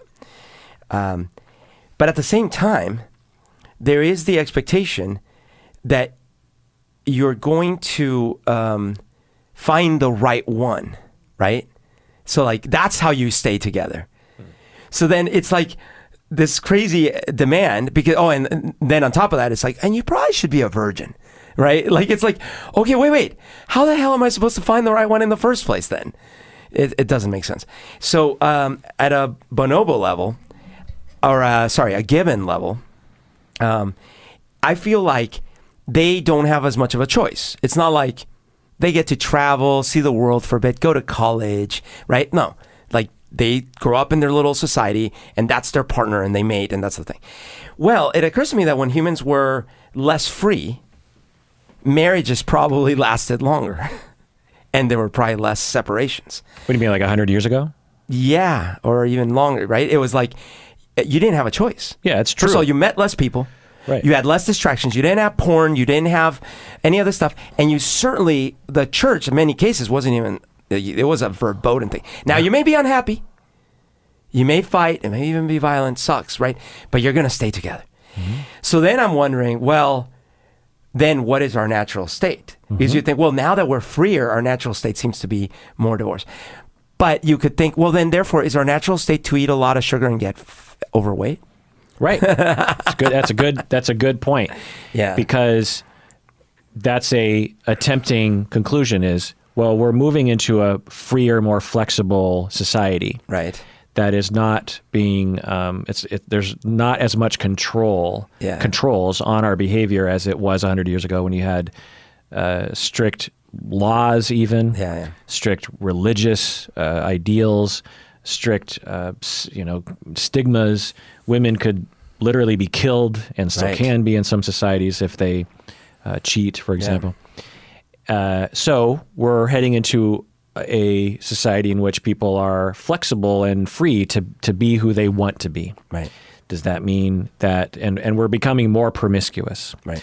Does that mean that our natural state is promiscuity? But as you said, maybe our society is actually, because it's not the way our society used to be, right, where we get exposed to all the things you mentioned, and we also get exposed to hundreds of thousands of strangers every day. Yeah. And so maybe that's what's causing us to be promiscuous. Right. And maybe in the olden days, 300,000 years ago, when we came into contact with 100, 200 human beings, and half of them would be the other gender, and many of them were our relatives, and many of them were our relatives, or too young or too old or something. Yeah. And what did we look like? Maybe it was like, because I guess when you think about it in that sense, and maybe this is similar for bonobos, I don't know. It's like, well, even if you were the biggest slut in the tribe, it's probably like a dozen people. You look monogamous. Yeah, because there just isn't that many people. And maybe, this is actually interesting because you brought this up.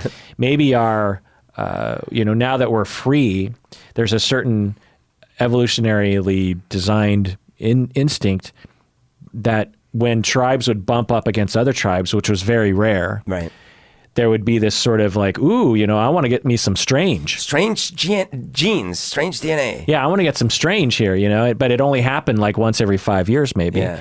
And so the rest of the time you're monogamous, but every once in a while you're like, boom, okay, well, let's shuffle some genes between the other tribes and then let's not see another tribe for another 5 years.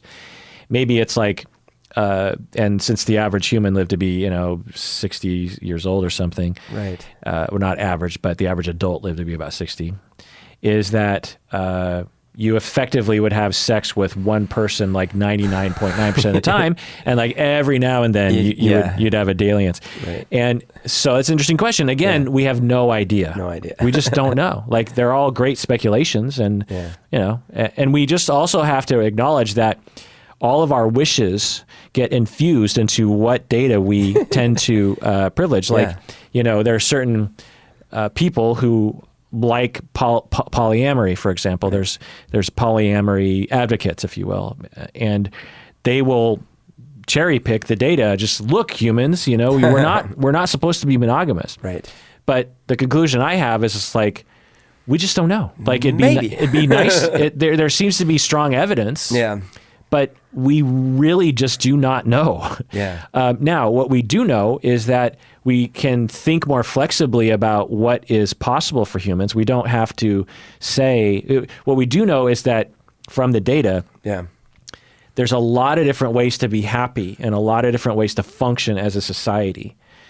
Just one detail is like, 50 years ago, 100 years ago, we, as not only an industry in my field of psychology, but also in society, we deemed homosexuality to be deviant.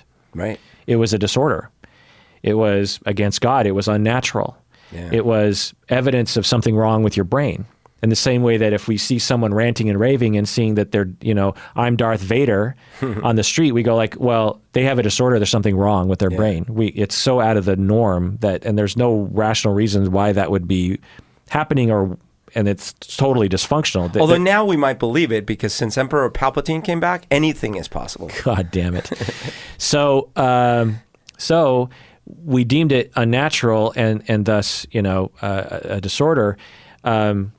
I can't remember where I was going with that. That basically we change, because we used to call homosexuality a disorder, and we have, our notions of what is conducive, what's good for us, what is natural, right? It has changed over time, and so we just have to be mindful of that. Anyway, so the other evidence that we're promiscuous is fantasy, which isn't actually brought up very often.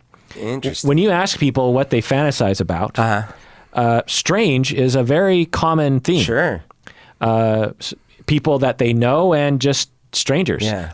People other than their monogamous partner. Sure. So yeah. Hence why porn. Right. Also, it's not like there's a high demand for porn that involves your spouse. Send us some of your pictures of your spouse and we'll generate some porn for you. Right.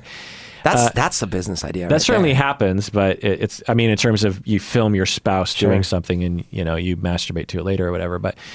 But so fantasy is also an interesting sort of line of evidence because we're free to think about whatever we want to, and when we are aroused, it's a physiological response. There's no arguing with the fact that a certain fantasy turns us on, and if we frequently think about people that aren't our monogamous partner, then maybe it's supposed to be how we're really supposed to be. That's the perfect argument for why we are monogamous by nature, because we developed through evolution the ability to fantasize about others without having to do stuff with others. I like this. That's the debate. It's like both stories can be true.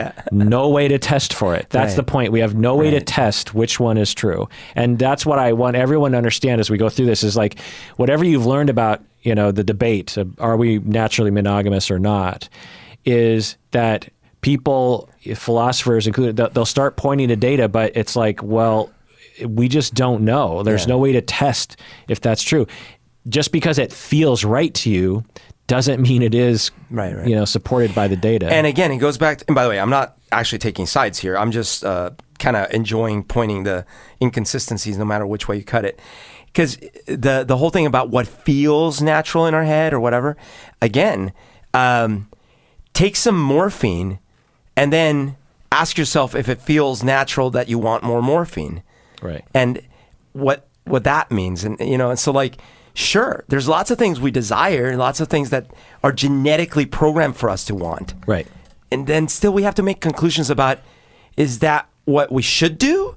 Is that what's best for us? Right. Is that what, maybe a more down-to-earth example is eating Doritos is, feels natural. But I think most of us can agree that, and good, I think most of us agree that you shouldn't be eating Doritos only. Those radioactive looking, super cheesy triangles look natural to you.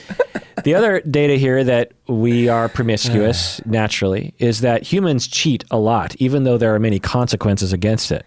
Cheating is one of the most destructive things that we can do. All of us can agree about that.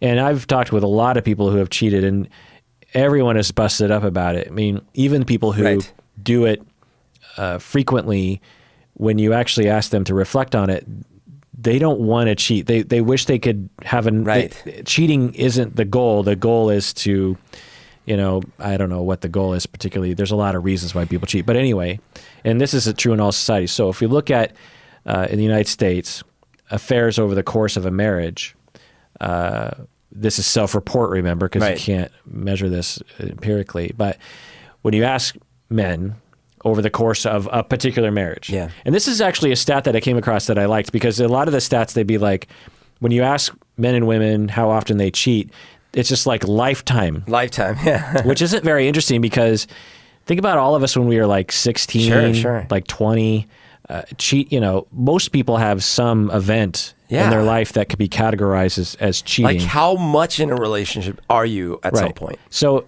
this study looked at a marriage, and over the course of a marriage, what's the percentage of men who report a cheating event? Okay, 60. Estimates from 30 to 60%. Wow. Women, 40. 20 to 50%. Okay. So estimates even range further from that, by the way. A problem with this, it seems like it'd be a relatively easy thing to study, but there's a problem, because what do you call a situation where you're in the beginning of your relationship, like you just started dating, this was like 15 years ago, and you had a commitment, but it was the beginning of the relationship, and you got together with an ex. A lot of people will be like, I didn't really consider that cheating because it was so long ago as the beginning of a relationship. In fact, me and my spouse, we broke up 3 years after that, and we got back together. So I kind of reset the clock at that point. Or people going online and masturbating with another person over webcam or whatever. Some people consider that cheating, some people don't. So, or participating in an orgy, which is not at all cheating. For example, infidelity over a single year, men and women. So you just ask people, this last year, this last 12 months, have you cheated? Have you cheated? Yeah. Okay, I'm going to go 20% for men. No, lower. Okay, good. I mean, that's good. Yeah. 5%. 5%. Okay. What about women? 4%. 5%. Okay. So this is evidence that, again, with all the pressures to not do this, we still see a minority in each year, but looks like most a majority people over a relationship have extra relationships. Now, again, when we, under the definition that most anthropologists will look at when they're looking at a species, is they will say, or people who study animals, they will look at, for example, a primate and see, okay, well, there's some pair bonding, but in any given span of time, there's a pretty high likelihood that one of them will have sex with someone outside of that. So they will categorize that as not monogamous, because gibbons, which is crazy. But it's just I know you it's keep just saying a that, but you understand it's just not very useful. Is it's what like I'm saying. I don't want to call curtains curtains. You okay, know? but here's my example. Do humans follow laws? Yeah. Do you break a law ever? Yeah. I break laws all the time. Yeah. So we don't follow laws. Humans don't follow laws. Humans are naturally not a species that follows laws. Well, no, to be specific to your analogy, we would have two categories of people. We would call them law-abiding people. Who never break a law. Right. And we call people... But that's not useful. Right. So we have to be specific. Right. I fine. And if you're being specific, so I will look at your paper. The word monogamy, unless you define it early in your argument, is not a useful word because you don't know what they're referring to. And it's important to do that, because if I look at your paper and you're being specific, now I know that I can throw your paper in the garbage. All right. So we haven't talked about hunter-gatherer societies yet. Right. So let's do that. So hunter-gatherer societies, what do you think? Are they usually promiscuous or monogamous or polygynous or whatever? What do we usually see? Okay, with hunter-gatherers, they tended... Current. Oh, current? There are current hunter-gatherers. Sure. I'm probably going to still think the same way. So you have to move around because seasonality, animals move around. So you're a nomad. And because of that, you have to have some way to establish kind of tribal security as you're moving around. But you have to be flexible. So I'm going to go less monogamy. than we see in our society, like in Yes. Seattle. Yes. That's true. Okay. It depends on the hunter-gatherer society, but as a whole, on average, they're usually a lot more promiscuous than us. And part of the reason is like it has to sustain itself. If you are a society that is going to be like, no, you can't look at her. No, dude, but we're having, like, there's only 10 of us and we have to move around successfully. You know, it just doesn't seem, plus you got to reproduce and have successful reproduction. And also you're also a closer knit group. So there's this societal upbringing of kids. So the monogamy part is not as useful for the upbringing of the kids. And so the speculation that Christopher Ryan actually proposed in his book, Sex at Dawn, which we'll get into a little bit later, but in a nutshell, is that hunter-gatherers were the way we all were. That's pretty undisputed in the olden days.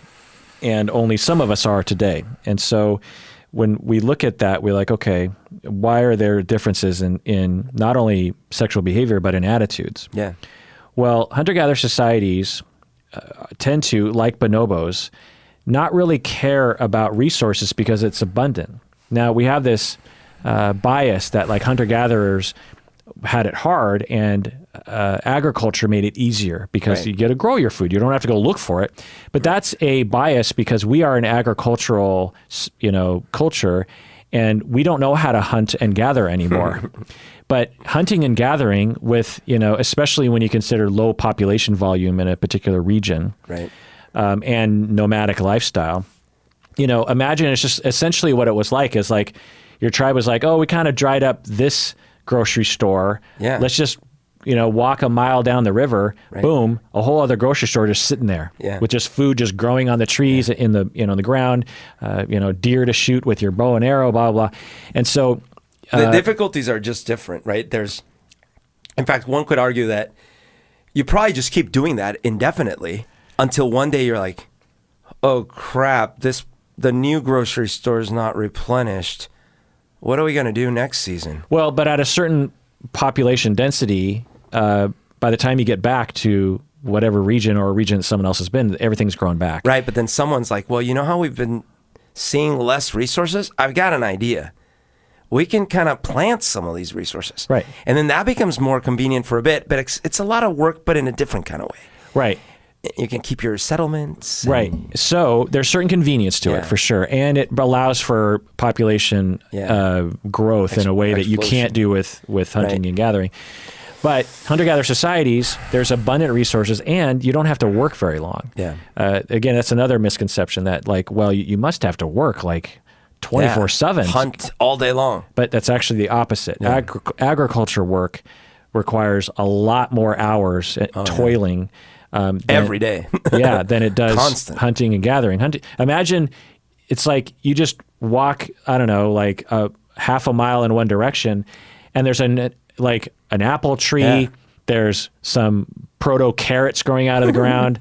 There's like a couple rabbits that you kill, and then boom, you got your day's worth of calories. Right. And you just did like an hour's worth of work. You know? This is the meta story in the Old Testament is all about this, right? Like they were hunter-gatherers, no care in the world, and then all of a sudden they screw up and they're like, okay, now you got to work for it. Right. Yeah, well, actually, that's interesting. One could say that the tree of knowledge and the apple was agriculture. Yeah. Now you've got to, blah, blah. Anyway, so then... and so you don't have to, by extension, you don't have to own anything. Right. You don't have to own land because you can't own that. You also don't have to hoard your food.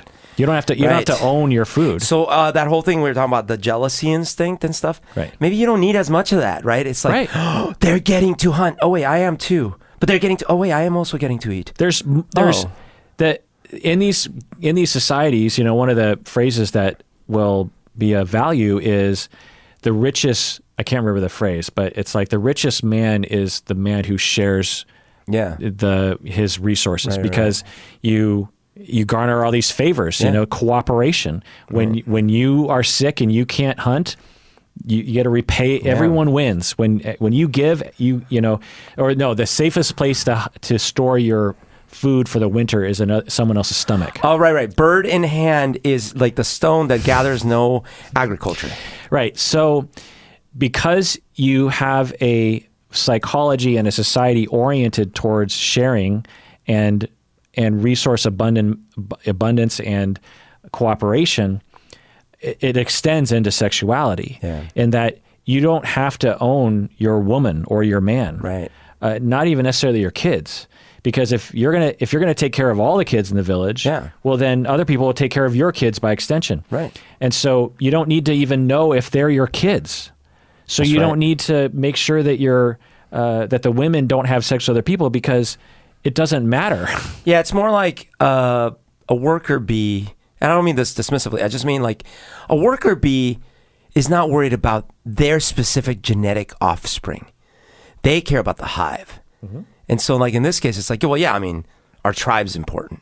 Right. Us staying together and surviving, that's important. Right. And so as we head into agriculture, we headed into this society, and again, this is, strong speculation. Sure.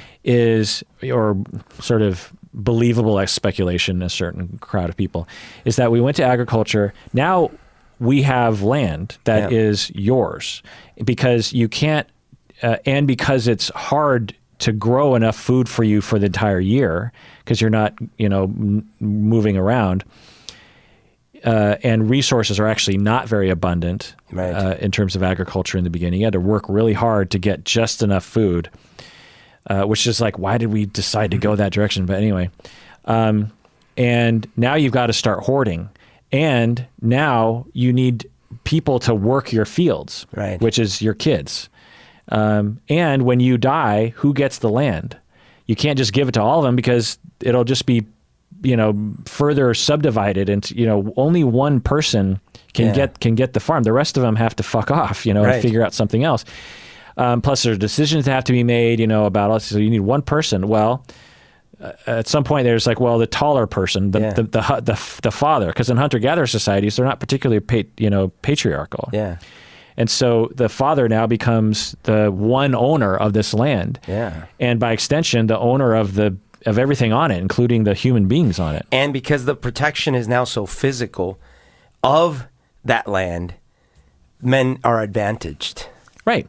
Yeah. So society, since men have power, they can vote, they can kill their wife if they want to. Whereas hunter-gatherer societies, that wouldn't make any sense. It's like, don't kill her. Like, she's a part of we need her. She's a part of our hunting and gathering labor. Yeah. She's also part of our child rearing and protection. She's also part of our social circle. Like, she has value. Whereas in a agricultural society, the woman, her only value is pumping out labor. Yeah. And so you can replace that. It's and with the certain, so then we start to develop jealousy, and ownership and anger and war over territory, and everything we have today. So another example there, so the Abel character in Cain and Abel was a hunter and a shepherd. You keep bringing up these examples, and they're actually pretty astute, to point out. It's just like, because it's a speculation that early Old Testament stories, they were passed down, eventually written down. Yeah. Genesis, early books in the Old Testament, and you got to wonder, was there some legacy knowledge of that earlier time pre-agriculture that people still passed down, because it actually wasn't that far, because agriculture is something like 10,000 years ago, and Genesis as a story, set of stories was 5,000, something like that. You know what I mean? So it wouldn't have been that much of a stretch. Yeah, Plus, agriculture wouldn't have happened to everyone all at once. It could have been slow, right? And especially considering that, by our modern standards, 1,000 years is a ridiculous amount of time. Right.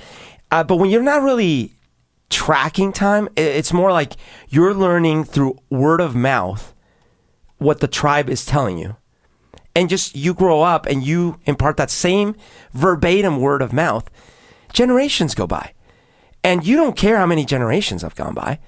That's the knowledge you have. Right. And it's very possible that sort of communal gestalt was, at some point it was kind of the good old days, right?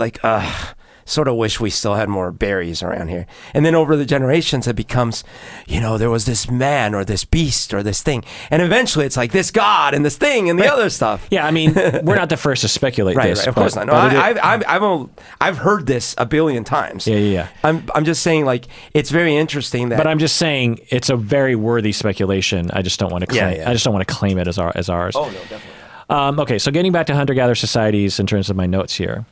So when we observe them, they almost always allow for more than one spouse, either, a woman having several men or a man having several women. Also, female extramarital sexual relationships are much more common and much more accepted.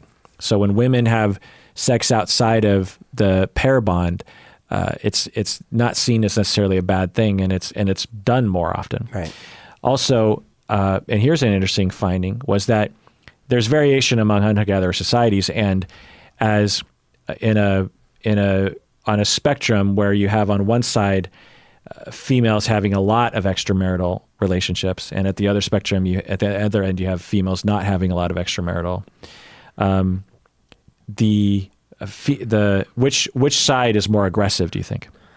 Oh yeah, so male aggression of the males along that spectrum. Right. Well, I would imagine that if the females, let me put it this way: the more the control is on the female side, the less male aggression. Right. So it's hard to know exactly the vector of cause, but they observe that when women are having more extra pair bonding relationships, sexual relationships, you see less male aggression, similar to bonobos. Which is and I don't want to, anyways, I won't caveat anything because I think it's obvious where I would stand on this, but I think a lot of the incel community rallies around these concepts. It says, you see, if they just throw sex our way, things would be so much easier. And we wouldn't have to be so violent and aggressive. Well, they're not wrong, but it doesn't justify, of course, bad behavior. Of course. And in these societies, the women don't throw sex. Right. They allow for social relationships to build where the sex is natural. Yeah. For example, around the world, there is a Mosuo culture in southern China. Men and women are allowed to have sex with, whoever they want, in general, more so than we are, in Seattle do. And jealousy is a lot less present, and it's actually culturally frowned upon. Oh. So when a woman has sex with another man outside of marriage, because they do have marriage in this culture, and the male's like, hey, people around them will be like, hey, what? Yeah, calm down. Calm down, dude. Your wife had sex with another man. Grow up. You cuck. Native cultures in South America, there's some native cultures in South America, women are allowed to have more sex with other people, and there's more uncertainty regarding who the father is. Don't I know it? And culture allows for multiple quote-unquote fathers. So in these societies, it's like men don't necessarily know who the father is. They're like, well, one of the five of us are the father of that kid. And so we're all going to call each other the father because they don't have paternity tests, right? So they, and there's probably less variation in terms of morphology to identify like, well, you look like that dad. And so let me just say there are tribes of little Humberticos running around in the Andes Mountains as we speak. Because you are part native South America. Right. Maybe that's the part of you. Okay, so like bonobos, most of our sexual activity is not for reproduction. I have this in my notes. If, we were basically saying this before, but, if aliens observed our behavior the way we observe other animals, they would conclude that sex for us was clearly for pleasure and or for bonding 99.9% of the time. Like they'd actually might be like, wait, how do they reproduce? Right. So in the U.S., adult humans, my back of the napkin estimate, they have sex about 3,000 times in their lifetime on average. It's something like that. What about the front of the napkin? And missionary napkin. And average, how many kids per couple? 2.5. It's something like 2-ish. 2.5. What percentage of the time was sex for reproduction then? Well, you said 3,000. How many years are we talking? I mean, whatever. I'm just going to say like 2%. 0.05. Yeah. So basically, virtually never. Virtually never. Sex in the United States is virtually never for reproduction. Now, some people, it might take them 30 times to get pregnant, maybe more, but on average, okay. Now, but you're like, well, hey, we have contraception now. But before you had contraception, the numbers wouldn't have been that different. You still probably had sex maybe even more than 3,000 times because there wasn't a lot to do at night. And you had maybe 10 children. And a functionalist might argue, wait. You wouldn't have had the second child if you hadn't kept having non-reproductive sex. Yeah, and that's all fine. This is all back of the napkin stuff. Yeah. But clearly,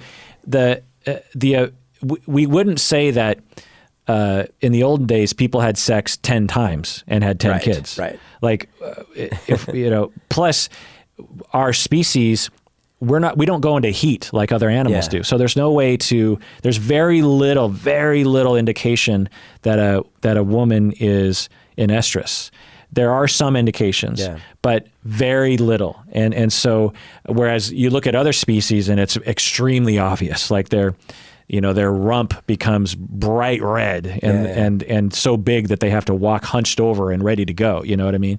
Whereas humans, it's like there's slight pheromones and little smells and little behavior changes, and the mole things.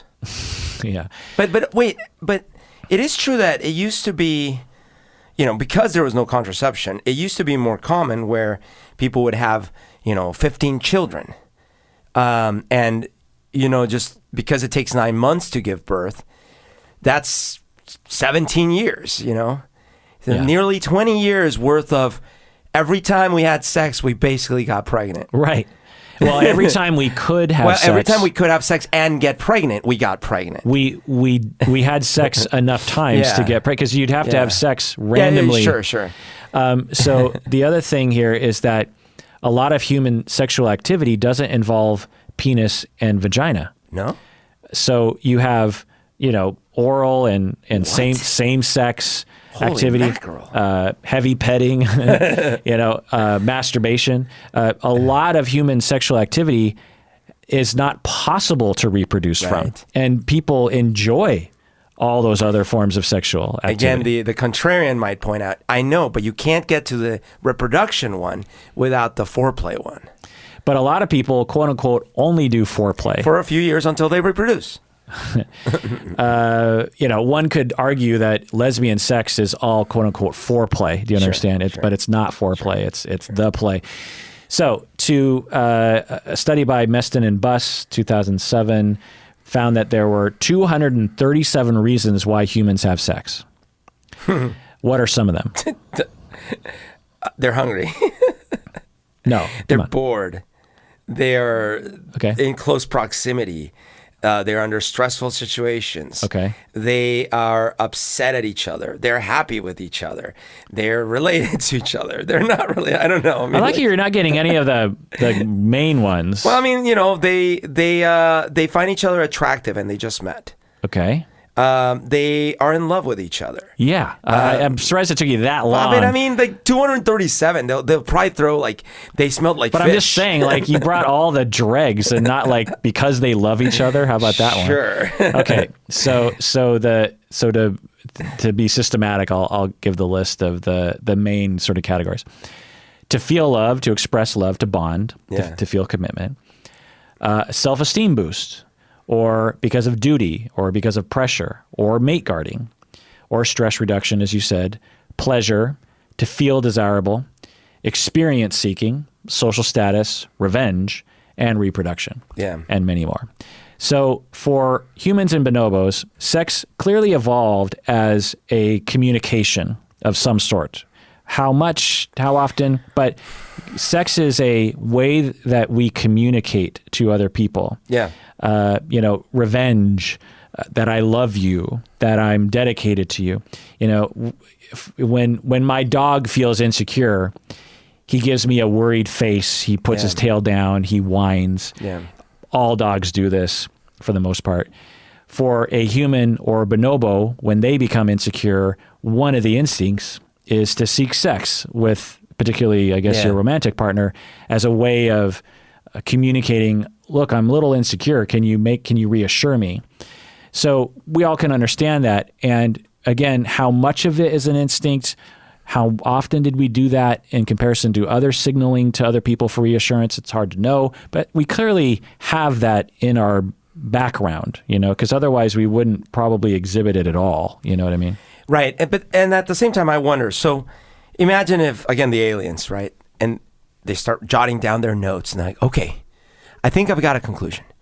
Humans have clearly evolved to use their index finger to rapidly tap on a little kind of dark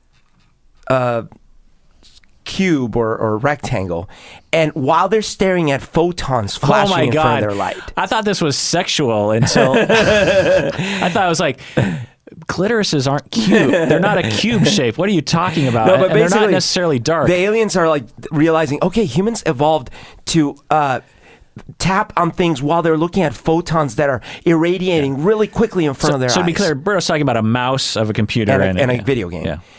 And well, no, we evolved for pleasure, kind of seeking reward, because that might mean it's good food that we're eating, or we're breathing fresh oxygen, or we got clean in a nice river. And so we evolved this kind of pleasure reward cycle. And then it turns out that we also evolved to look at colors and be like, that might be interesting fruit, and ooh, that might be a predator.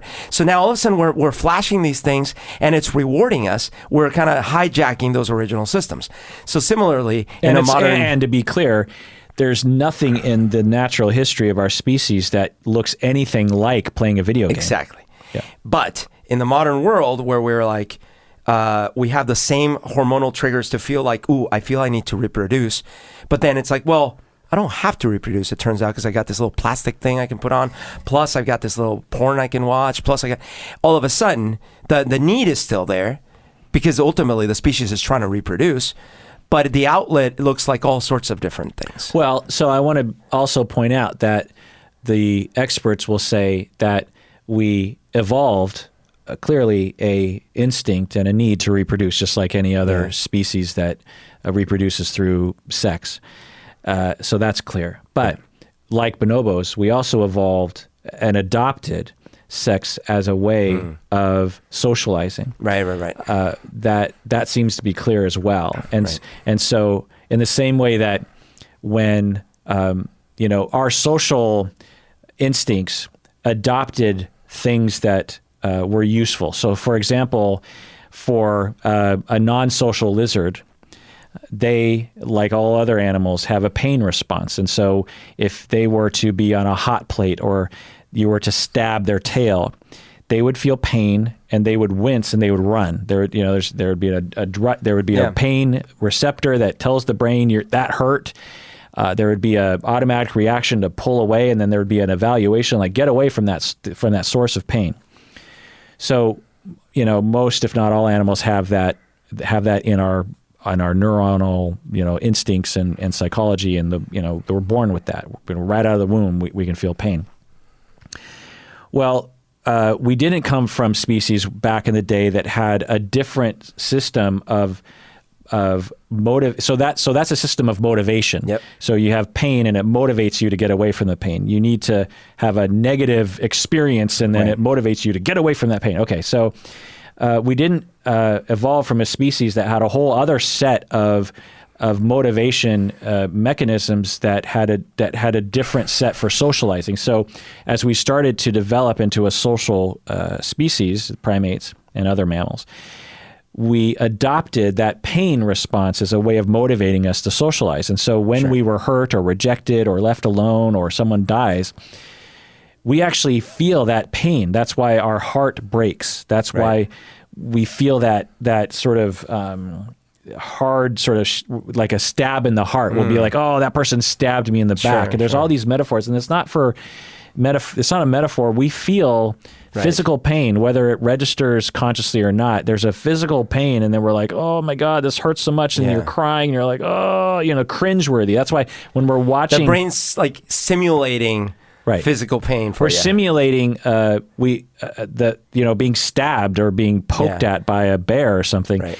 And so it makes us motivate us to avoid that. So in the same way, we also had sex, Right. that was for reproduction. And it seems that other species that are not social would feel pleasure when they have sex. Right. There's a motivation. If the same way that fish and salmon probably get a little shot of pleasure hormones in their brain when they eat something Yes. that they like, they probably have the same thing when they spoo on top of a pile of eggs. That's right. We don't know that for sure, Yeah. but the prop stands to reason. There's a pleasure, like go over there and mate with that other creature because it's going to feel good, and it's not going to feel bad, and so we had that mechanism which made sense. But then as we became social, it's like, well, we can motivate people away from rejecting the tribe by we'll give them physical pain.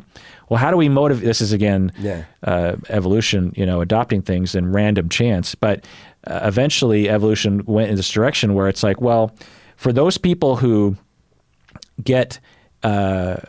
who have an urge when they want to bond for the purpose of being together all the time so that you can protect your child and share resources and maybe even have sex with people in your tribe to kind of smooth things over. We develop this instinct. It's just like, I want to have sex with that person. Right. I want to have sex with that person. I want to have sex with that same sex person because even though it's not reproduction, this is not conscious. This is unconscious. Yeah, totally. It's just like we get selected for this urge to have sex with a lot of people, even though most of the time it has nothing to do with reproduction. Yes. Did I make any sense? Yes, you did. Okay. Because sex was the original video game. So like now this is happening with more abstract ways, right? Like for example, people socialize with video games. People, they retreat into a video game. They feel socially awkward, so they go play a video game. They feel like they want to meet up with their friends online and things like that. But they're still just rewarding, dopamine reward. Dopamine Interesting. reward, So that also, I guess what I would say is that, we originally 50 years ago, we socialized in person. Right. And then we developed this thing called a video game. Yeah. And at first it was to do in isolation, to do by yourself or something. But then eventually we started using video games to socialize. Right. Even though its original design was not to socialize. Yeah. It was something you did by yourself. Yeah, it's just an individual challenge. But we still have a need to socialize, and so it just becomes adopted into that way of communicating. And so the same way that sex did. Okay. So there's other evidence. There's a lot of evidence, and these are things that we've heard on the internet as well, there's evidence that females were promiscuous, and this is a subset of the evidence that humans are promiscuous. So do you know the different evidence, so to speak, that females in particular were promiscuous? Nope. Well, when I say them, you'll remember them. Okay. So what time frame? Like fossil record time? like 300,000 years ago. Yeah, okay. Like there are certain parts of our anatomy that will tell us. Anyway, so, but before I go into the evidence, I'll say why do you think it would benefit if a species had females that were promiscuous? Well, I mean, in our case, like the because the females have such few options, human females have such few options for the reproduction happening successfully, you would think it would be to their advantage to try with more mates. Right. Right. So it increases the odds of getting pregnant. Yeah. Also, potential paternal care from multiple males. Yeah. So if three males think they're the father, then you're more likely to get more. Three. Yeah. What do you call child support payments? Right. It also avoids inbreeding within the tribe because you get. It's more likely that inbred children will survive. And blah, blah, blah. It also strengthens social bonds, and you're better able to evaluate male quality through experience. So if you have sex with only one man, then you don't know, is this the good man in the tribe or is this the bad man in the tribe? Right. Okay, so those are the benefits to it. And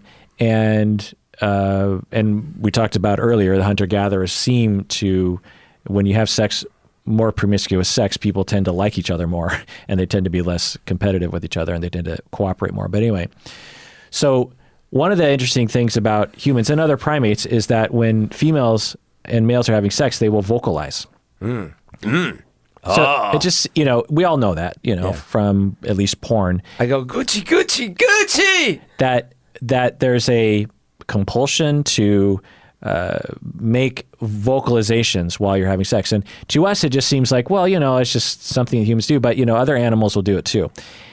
Why? Why would we evolve an instinct to announce something's happening? When we drink water, we don't go like, I'm drinking water, or blah, blah, blah, or when you decide to go to sleep, you don't go like, ha, ha, ha, sleep time, I mean, I guess some people do, but, in terms of animal behavior. Why do you think humans and other primates would have the females and maybe the males make noise and announce to everyone around them that they're having sex? Oh, okay, I see, because I was initially thinking of just like the couple, but you're thinking, well, in a society... Or other, Sure. do both. Okay, so in the couple case, that might indicate, hey, this is working. Good. So right? That's absolutely a speculation. Yeah. And then in the more like you're communally, like you're doing it, but others are there listening or whatever, that might be like, hey, FYI, everyone, like we're busy here. So don't like bother us. Don't hit us. Don't knock us over. Good. So your speculation is human centric and cultural centric because it exhibits the bias towards monogamy, essentially, at least for that moment, right? Because it makes sense. It's like, but the experts, what they'll say is that vocalizations is evidence of what chimps do, which is when a female is in estrus, she has sex with several males. Right. And the vocalizations announce open for business. Sure. Let's go. Like, hey, FYI, I'm having fun here. Anyone else? Right. Open for business, dudes. If you want to get in on this, like now's the time. Running a 2-for-1 special. Right. Now, okay, fair enough. Yeah, I could see that. Because I was thinking about it more from the perspective of hey, this is working as in this might lead to conception, as opposed to, you can imagine if like if it's not really in the right hole, or if it's not working or something, like it's not pleasurable, and so it's like, this is not working. We might not get pregnant. Yeah. And that absolutely could be. Like you're just trying to communicate to the person you're having sex with. Yeah. Now, when they actually look at other primates, they find that the primates with louder vocalizations don't necessarily have more partners. So it's not really clear. If so too much advertisement. Hey, hey, look at me! God, I'm just trying to play checkers over here. Like, give me a break. You just vocalized earlier. But it is interesting. Some people will point to this as evidence. It's hard to know. Also, female sex fantasies, often humans, often involve group sex and even rape. Right. So that seems to be evidence that we evolved as a species to prefer, or a certain amount of women who prefer there to be multiple males and dominant males. The rape fantasies, in essence, are not rape fantasies. Very few people have fantasies about actual rape. Most of the rape fantasies involve like a very persistent male who very much wants to have sex with you. The 50 Shades of Grey kind of rape. Right. And they don't wait for consent, but you basically do consent deep down. That's usually what the fantasy involves. The James Bond kind of rape. Right. And it's hard to know which category that's in, because there's some scenes in James Bond where it's just like, nope, that was just rape. Like there's a scene in Majesty with Love, or the one with that. Her Majesty's Secret Service. No, maybe. Is that the one with George Lazenby? Yeah, there's a scene George Lazenby just grabs, or no, what am I thinking? Anyway, Goldfinger, can't remember which one it was, but so now this is evidence maybe that since this turns women on, that stands to reason maybe that's a echo from the past in terms of the sort of thing that women 200,000 years ago actually sought. And it would make sense that if they did seek it, that they would fantasize about it today. Maybe, hard to know. Also, another evidence Or that brutally, that since women were raped and brutalized for hundreds of thousands of years, genetically their offspring were... well, right, it would have selected for females that were at least like, in their mind, they'd be like, well, okay, I'll go along with this. But there doesn't seem to be evidence of that, because that's the common thing that they will point to. It's like they'll point to harems and polygamy as like, oh, we must have been like gorillas in the past, whereas one strong male and several females, and the consent of sex, probably wasn't. It's a very common trope, especially 40 years ago, where you had a guy who would bonk the woman over the head, drag her back to the cave, and rape her essentially. And but when we look at hunter-gatherer societies, which are probably analogous to the way we were, it's the opposite. We tend to look through to history with our lens, our bias and lens. They're like, well, men are powerful. They like to be masculine. But actually, in the past, cavemen were less "quote unquote" masculine in terms of our society today than we are. Sure. We're more caveman-like in terms of the stereotype than cavemen were. Yeah. Possibly. It could be that for 50,000 years, it's been agriculturally based, But the hunter-gatherers today who descended from non-agricultural societies tend to exhibit way more non-masculine traits. Yeah. Again, hard to know. Like you said, we don't know because we don't have a time machine. Many women can have multiple orgasms and don't experience a refractory period. So this is evidence that, for some, that women were promiscuous, in that, men tend to have one orgasm and tend to have a refractory period of, 30 to 6 months, 30 to 60 minutes or something. And also men tend... It's funny too, basically. I could see this, like they all line up, they have sex, the man comes and falls asleep. So now he's not aggressive or fighting with the other men. The next one goes, falls asleep. And so at the end, all the men are asleep. The woman's still like, okay, next. Right. I mean, in essence, that's the hypothesis. Right. We don't know.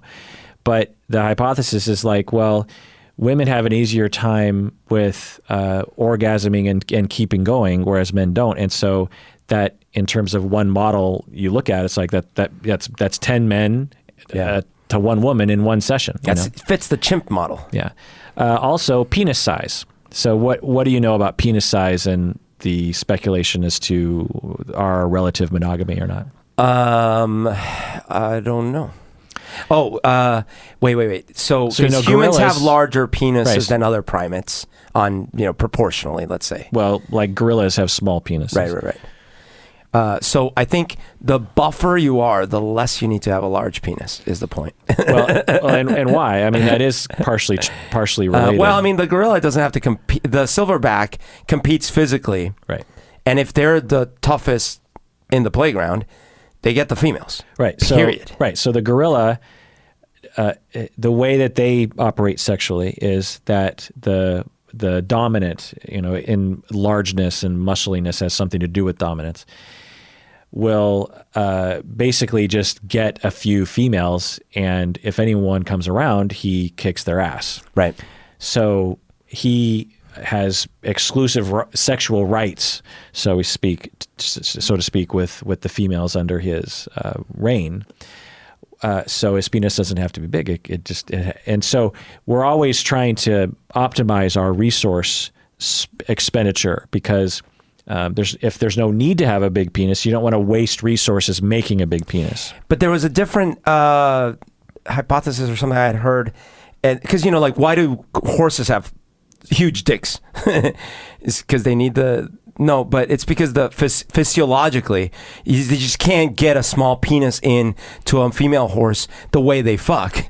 Because one big beast gets on top of the other, you just got to reach all the way in and stuff like that. Humans have long ass legs and very different ways to copulate, and so it's harder. Gorillas have short little legs and all these kind of things. Yeah, good. And we, if we were like gorillas, we could get by with much smaller penises. It would not be But you see my point with the horses. Like horses with small penises couldn't reproduce. Right, but we are physiologically extremely close to gorillas. One, we can have sex from behind the way that... Like the horses do. Right, and the way gorillas do. Yeah, but the difference is in the length of the legs. Right, but you get my point that we're physiologically, we can get by with small penises and still impregnate people. Yeah, but it's horses harder. can't be. It's harder. But if you own the female, so to speak, the way a gorilla does, and you don't impregnate on the first try, you get to have sex with that female over and over and over again, so you don't need to waste resources on longer penises. Okay. So the speculation, and when you look at other species, because we're not, gorillas and horses and humans aren't the only measure, you look at lots of different species, and longer penises are associated with more promiscuous females because you're competing to get your sperm closer than the next guy. Sure. And so there's this arms race of you have a selection for bigger and bigger penises, because it makes sense, right? Hard to know, but also there's some pretty good evidence there. Because if we had very small penises, like gorillas, compared to our body size and all that kind of stuff, then that would, I still think this is the same thing I'm saying, because take my path here, because the goal is like they're trying to get pregnant, right? Physiologically, they're trying to get pregnant, and they're like having sex with these dudes, and that dude kind of put it in, but like it didn't go in very far, so the sperm didn't get very far. The other one, it went in further. So I see what you're saying, which is but why would gorillas have small penises? Gorillas have a penis about the size of our pinky. Yeah. And gorillas are gigantic compared to us. Compared to their body size, they have like the size of like. And what I'm saying is that. So why would they have small penises? Because they don't fail at reproduction. That physiology does not prevent them. Yeah. Now your point is that because they get to try more, right? And that could be. That is why they can try more often, and there's no competition or very little competition. That's why they have smaller penises. I just figured like, yeah, I guess so. I just figured physiology has very little.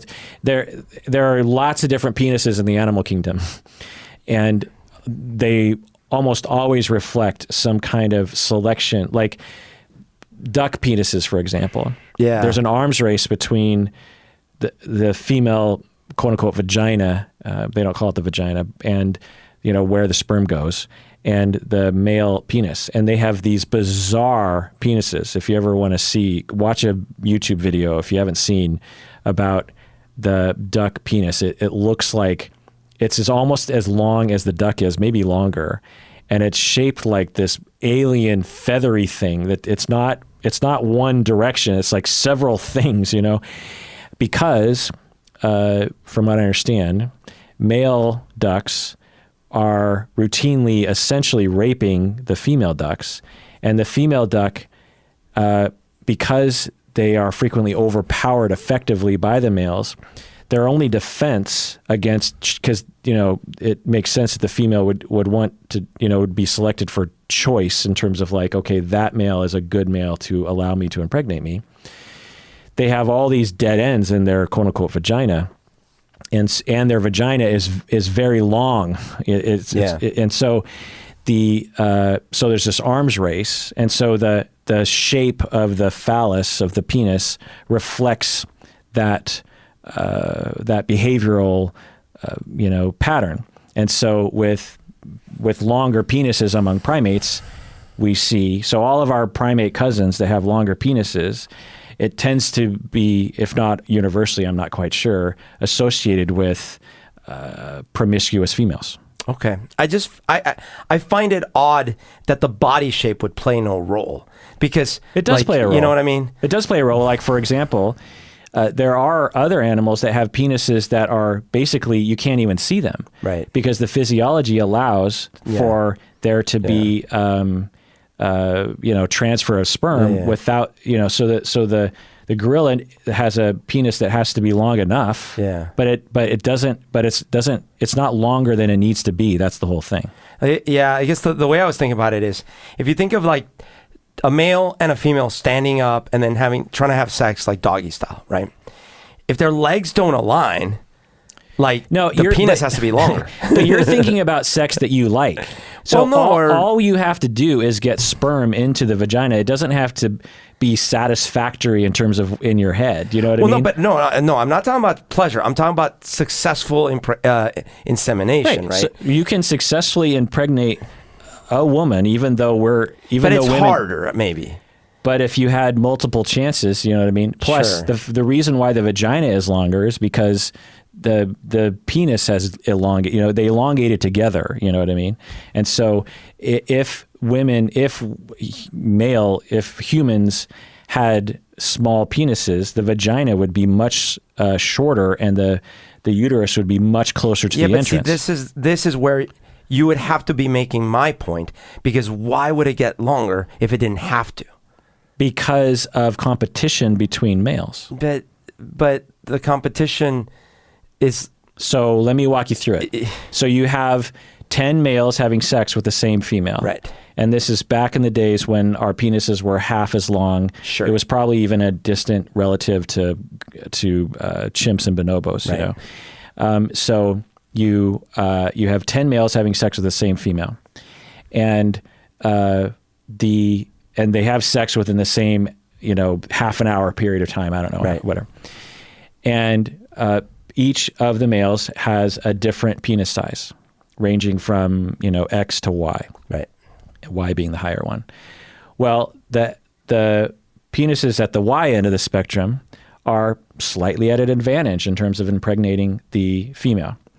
So the next generation of males all have penises that are between at the higher end of that spectrum. And so there's this new spectrum and new variation of penis sizes that the bell curve has now gone up the scale in terms of length.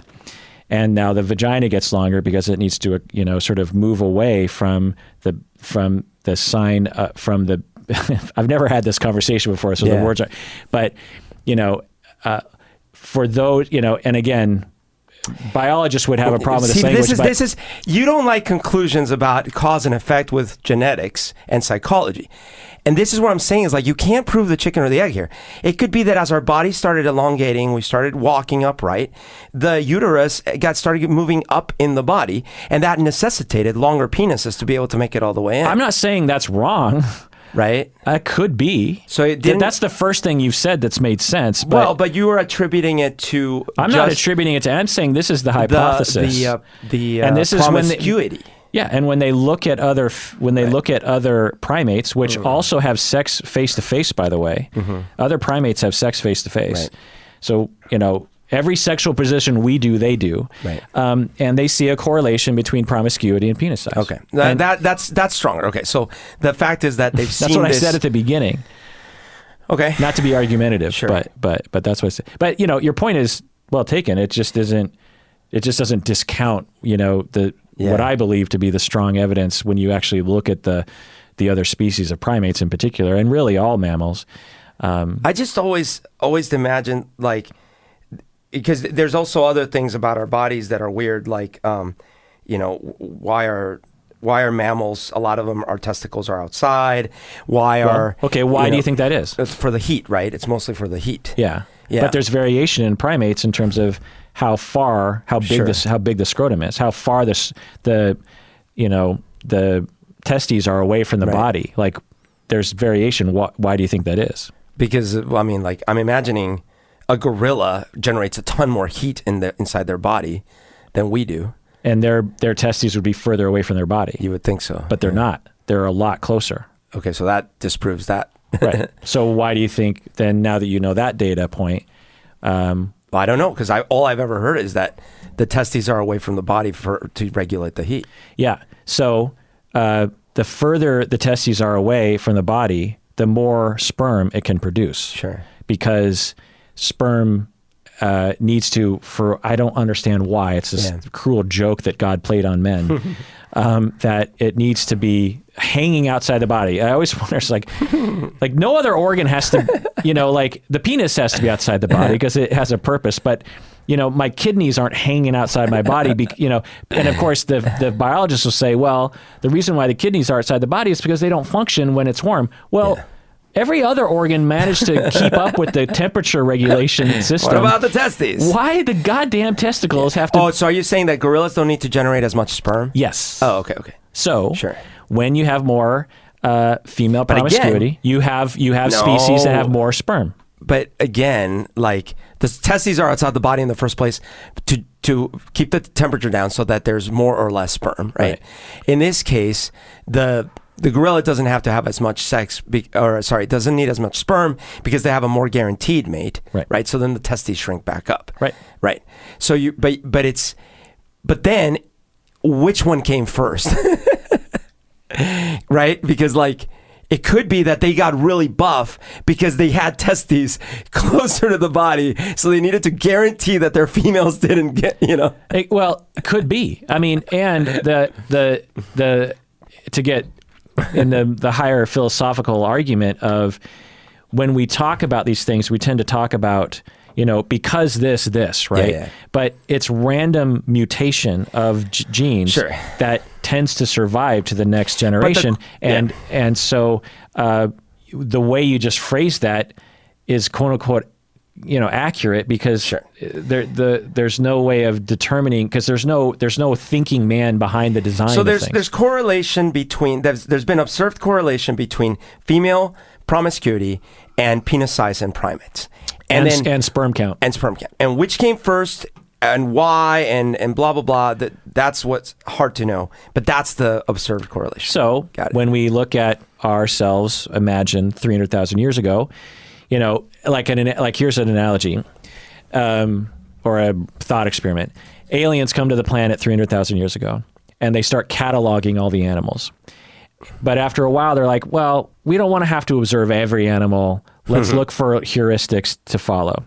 So they get to the primates and they don't see humans yet. And they're like, okay, well, seems there's a correlation with bigger penises, lower testicles, more sperm count, tends to, and then we observe more promiscuity for the females, meaning that when they're in estrus, they have sex with a lot more males. Right.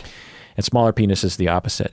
And then they stumble across humans and they're like, okay, well, we must know what they do because of all the 200 other primate species have told us pretty clear correlations. We know what humans are doing because of X, Y, and Z. Yeah. That's essentially what we're doing. But they don't know. The aliens don't know. They haven't observed the humans, but they could make some pretty good educated guesses. And so that's what we're doing. We're looking at all the other primates and we're going, well, we have all the correlation. If we fit ourselves into the spectrum of penis size, scrotum, vagina, also body differences between male and female, which I'll get to in a second, then in all likelihood, we looked like chimps and bonobos, which is, multiple partners for everybody, men and women. Right. But we don't know that because... Okay, and then here's a counter view is... hey, we're looking at humans. They seem to pair bond with like mostly one person for a while. So at the same time, it looks like the female can only conceive like in certain very narrow situations. And once they're pregnant for like a year. So they can't have like more babies during that time.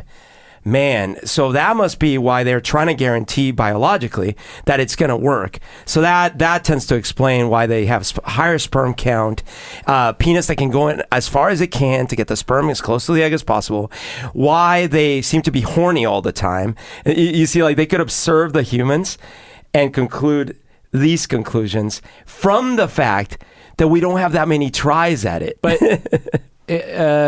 yes.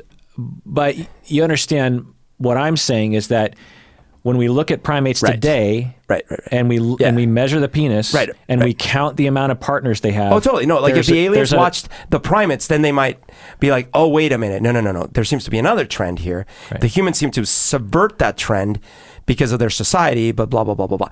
But I'm trying to point out that like you could also have seen similar evolutionary decisions if everything else still being the same, but you're just trying to maximize your chances. Totally. I mean, that's the point is like you can, and people do make up literally any story you want to. Right.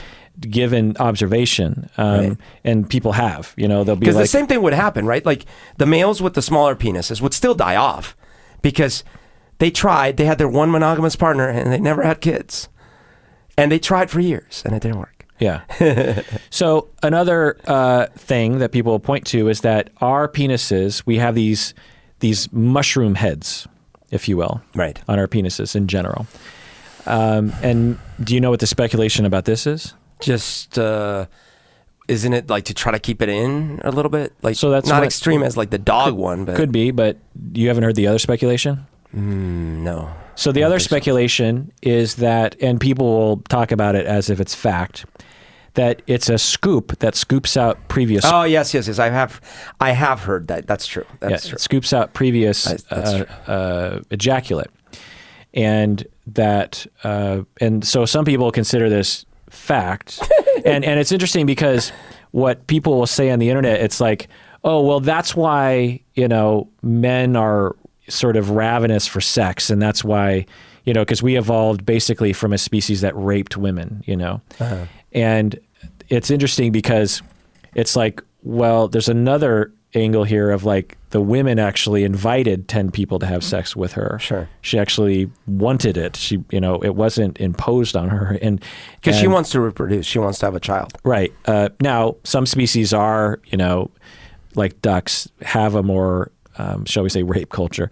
But anyway, so we're a scientific species.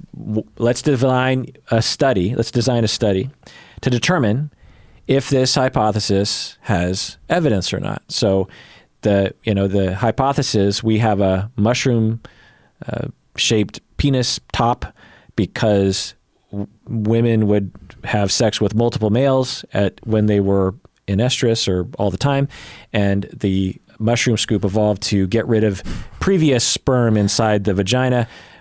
How do we design that study? Can I raise my hand here? Yeah. Can I ask a question? When you have a tube and it's filled with some fluid, if I put another tube, a cylinder into that tube, and the cylinder has like a little plunger at the top, the first time I pump it in, what happens to that fluid? Does it go out or in? No, if anything, the second dude with okay, so you have a hypothesis. Right. Let's design a study. Right. What's the study design? Well, we try some fluid dynamics. We simulate some penises and vaginas, put some fluids. Tell me specifically. We got to tell me specifically. Yeah, we're going to literally make fake vaginas out of... Oh, fake vaginas. Yeah, fake vaginas, fake penises. We put fluid in that's the similar consistency, viscosity as cum. And we do some pumping studies and see how much of it stays in, how much of it goes further in, how much of it goes out. There's something... And then we vary the shape of does penis have a bulb or no bulb, and blah, blah, blah, blah, blah. There's something about the word cum I just don't like. It just sounds... Sorry, ejaculate. Yeah, that's more sexy to me. Yeah, okay, so that's one study. What's another study? So what's the limitations to that study? Human motion during the act. What else? I mean, it's not exactly the same materials. Right, good. What else? The time length, you don't know exactly how long between this, you'd have to try. You could introduce that into the experiment, though. There's one variable that you haven't mentioned yet that is a limitation to that study.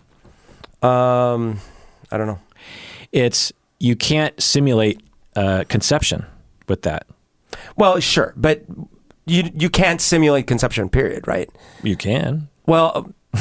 You can't ethically, but that's a major limitation, Berto. Like you can't, with all the other studies that they've done previously, you're assuming, which is a strong assumption, but not necessarily true, that the cubic centimeters of ejaculate that gets through to the uterus correlates with the chance of conception, but you just don't really know. But we just took that correlation at face value for explaining why penises got bigger. And we can't test that hypothesis because we just don't know. Right. We have to conclude that that's a limitation. Right. But I was trying to sort of like disprove. Let me put it this way. the hypothesis I was going in wasn't that conception happened, was that more cum was removed by the bulbous head. And I'm saying that you could run that experiment and see whether or not it gets removed. Okay, good. So if that's the hypothesis, but that's not the critical hypothesis. The critical hypothesis is that the shape of the penis increases likelihood of conception. That's the critical hypothesis. That's not what I understood. It was that it decreases the chances that the previous ejaculate led to conception. Okay. And increases the likelihood. Because the hidden hypothesis is that ejaculate that stays within, and especially closer to the egg, is more likely to impregnate the egg. Right. But, it's just, But the shape of the head, by the way, is not scraping the inside of the uterus. Right. So it's we have limitations with your, sound design. Also, what they'll do is they'll take, real people. Right. And they'll put something inside, and then they'll have one couple have sex. In order to really design like an effective study that would actually be an effective, valid test would be you would have a number of women volunteer during estrus to have sex with, 10 different men, and you would make sure you kept track of who had sex, who had sex when, in which order. And then you would do this thousands of times, and you would figure out at what point in that sequence of males is the most optimal to get the woman pregnant. Is it the first? Is it the fifth? Is it the 10th? Or is it all the same? But you still wouldn't prove your original hypothesis necessarily. Well, I guess, you're right. Because there's other things. Yeah, there's a lot of variables. Factors, but you'd be closer to an answer. It could have been the more acidic sperm. It could have been the first sperm just gets everything readied up, but you need the latter sperm for the right. Or the woman gets more turned on, and therefore whatever. And so you'd have to test all those, and you'd have to limit or control for all those variables. But anyway, there's not a lot of effort to have that kind of study, and so we just don't know. And so on the internet they'll say, "Oh, penis scoops." That means men were raping women, but there's not. Again, I still don't understand how a hermetically sealed pumping the previous fluid closer to the uterus is leading to the. So they have done studies with dildos and with women. And they will put some kind of viscous fluid up there, and then do the pumping. And they do find that it does remove a fair amount. Oh, okay. Or some amount that's not insignificant. Anyway, so the other thing we get to here is that men are bigger than women, and so what does that tell us about other primates and ourselves? Because human males are bigger than women. So some people will point to, and I think you have in the past, that this points to evidence that we are like gorillas, and that we come from a history of, I don't think you believe this anymore, but, and I don't know if you said it, but anyway, people will say this, is that... What I have said about the size was that males dominated females throughout most of history because of their size. And prior to agriculture... I didn't distinguish that. Right. So that is dubious, because if you just look at gorillas only, then it seems, logical. But if we look at all primates, let's look at all primates. So gorillas, for example, they have high sexual dimorphism. The male is what times bigger than the female? So if 1-to-1 is equal... 60%. Close. So 1.5, which I think is 50%. I'm not quite sure how that works out. But so the male is 1.5 times on average as big as the female, which seems weird to me, because I would think they were like 3 times as big. Because, man, when you see those silverbacks, man, it's just like they're just But huge. A female gorilla is nothing to fuck with. No problem. Right. So in this natural state, we see generally one dominant male, several females. Right. Okay. So now let's work our way down the spectrum. Chimps and bonobos. And by the way, that is the way that I think the MGTOW or incel community sees the world is Right. that there's a few silverbacks out there getting all the sex from all the females. Well, or our natural state of affairs is for women to succumb to men's power. Sure. And that women should hand themselves over. I don't know, anyway. Chimps and bonobos, what times are they? Again, gorillas 1.5, chimps and bonobos. Chimps are like 1.2. Good. So chimps and bonobos 1.2, 1.3. So this is, moderate sexual. Oh, I thought the female was a little larger for the bonobos. No, the males are bigger. Okay. Males are bigger. Now, if we project into the future another 5 million years, maybe we would see that because there isn't as much of a need. In fact, if I remember right, the differences are smaller in bonobos than in chimps. I see. So with chimps and bonobos, they have very complex sexual lives that are very different from gorillas. Yeah. Sometimes dominant males will get more access and restrict access to females. But in general, females tend to mate with several males within and without the tribe. So what does this mean? Because we would think that since chimps and bonobos are at least close to gorillas in terms of the dimorphism between males and females, that we would see at least, closer to gorillas. But actually we see this completely other system that isn't a shade off of gorillas. Right. It's like very different. In gorilla society, there tends to be like consistent sex between, like a female will, if she's mating with a guy right now, she probably will mate with that guy next year. You know what I mean? Whereas in chimps and bonobo society, it's like it tends to be more random than that. All over the place. Okay, so then we look at gibbons. They're virtually the same size. And we see with them that they are generally monogamous. They sometimes have dalliances. They sometimes have quote-unquote divorces. But in general, at the very least, for periods of time, they tend to mate with only one person, virtually the same size. And the speculation is that, males don't have to be bigger because the species has an instinct for pair bonding. Yeah. And so once you find your mate, other males come along and say, oh, well, she's already taken. Sure. So what's the point? And I don't need to be bigger to fight that guy. I'll find there's a lid for every pot here. I'll find my female. Marmosets, which are very cute, very small primates. The female slightly bigger, but not by much, but slightly bigger. So what behavior might we expect here? The marmoset females are slightly bigger. Yeah.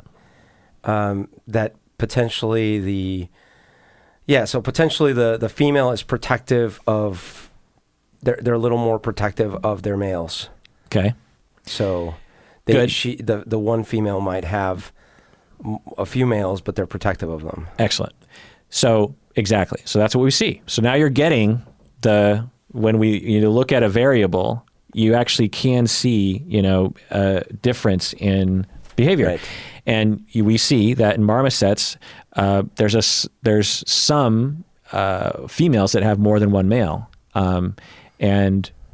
So it's like, and that competition, females will fight each other and, for the males. Now humans,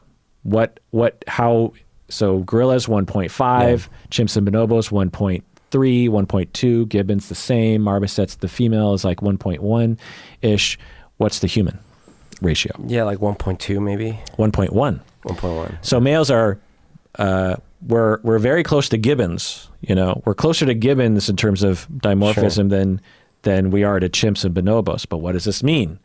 So if we fit ourselves into the spectrum, it would seem, again, it's not a accurate way of looking at biology and behavior, but it's possible that we're like gibbons in that we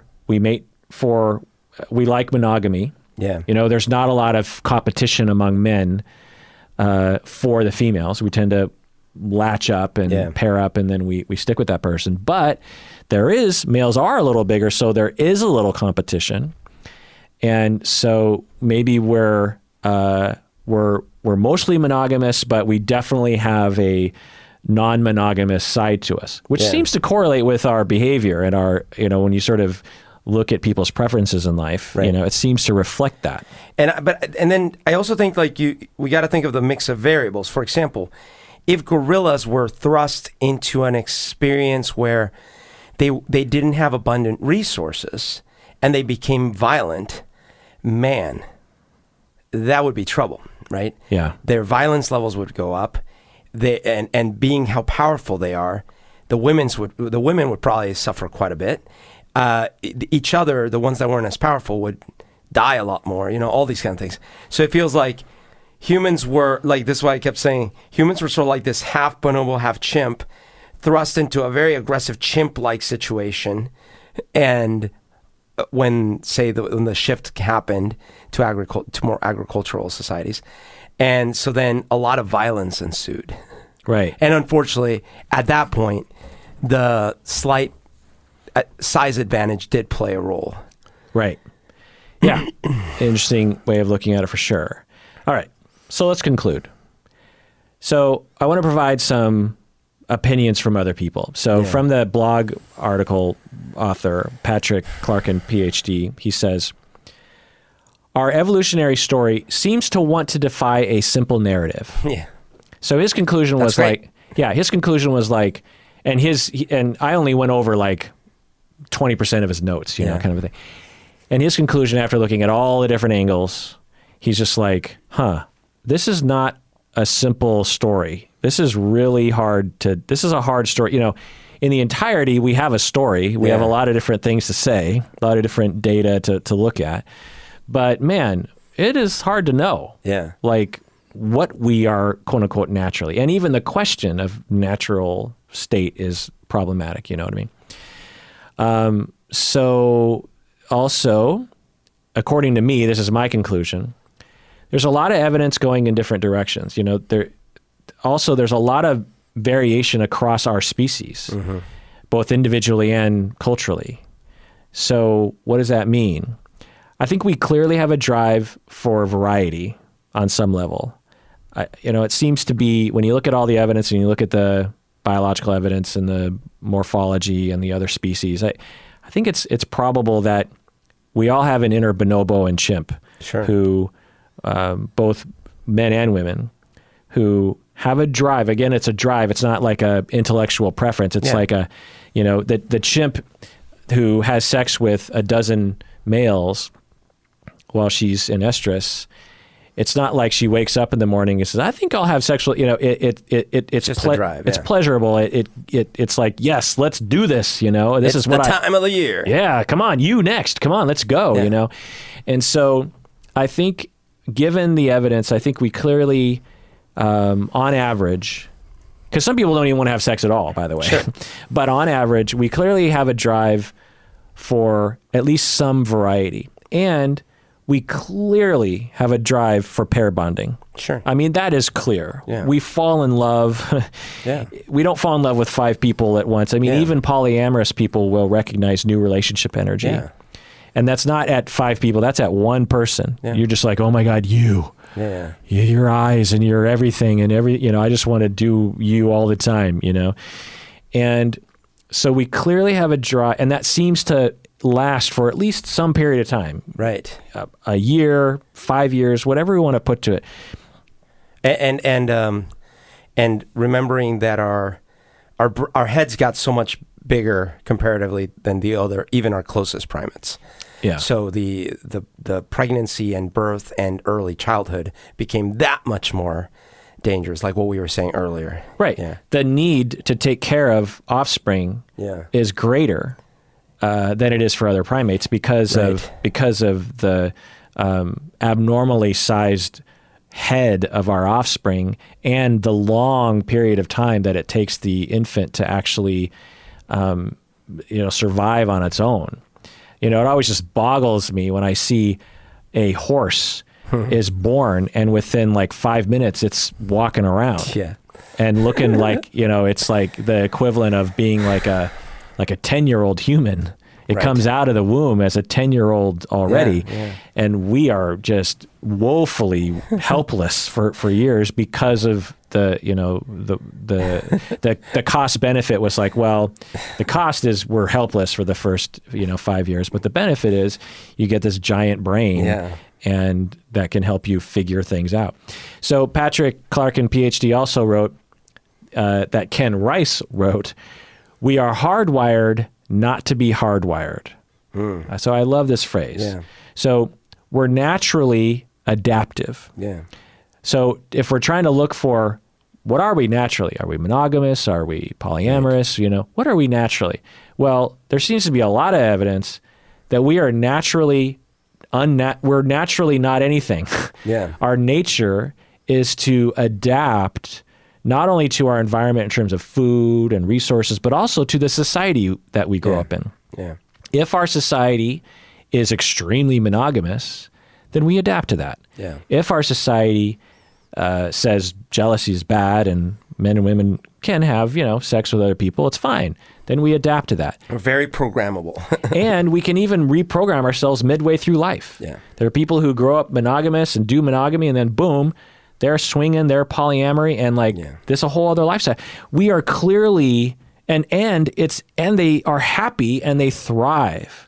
There are so many different ways to thrive relationship-wise and sexually-wise. So we clearly were designed to be flexible. Yeah, minus the kind of the built-in hormones and cycles that we don't seem to be able to adapt actually well at all. Right, like we can't we can't. Well, that's not even true. I was going to say we can't fall in love with a tree, but we can fall in love with a tree. Well, it's more like you can't tell yourself don't feel a certain way about that person right now. Yeah, that's not a thing most humans can do. No, you can try really hard, but mostly there's a lot of these chemicals that just get fired anyways. But I would contend, and so would these people, that the culture you grow up in will determine where that drive is pointed and how intense it is. Sure, I could see that. Yeah. Wow, I'm glad I thought I was going to get pushback on that. No, not on that, because you're basically saying, no, I totally agree. But I'm glad it's like, I've pulled you over to my side. Well, as an example, yes, you're right. As an example, if as an infant,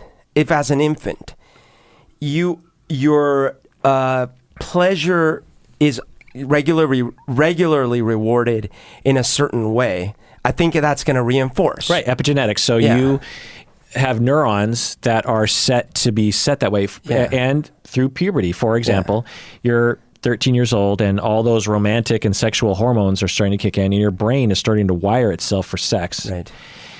And around you is romantic comedies and roses and chocolates and getting down on one knee. And when you're a 25-year-old woman, and let's just even say you're a lesbian, and your gay partner, she gets down on her knee, your body is going to have a physiological fucking reaction. Now, did you evolve to have a physiological reaction when she gets down on a knee? No.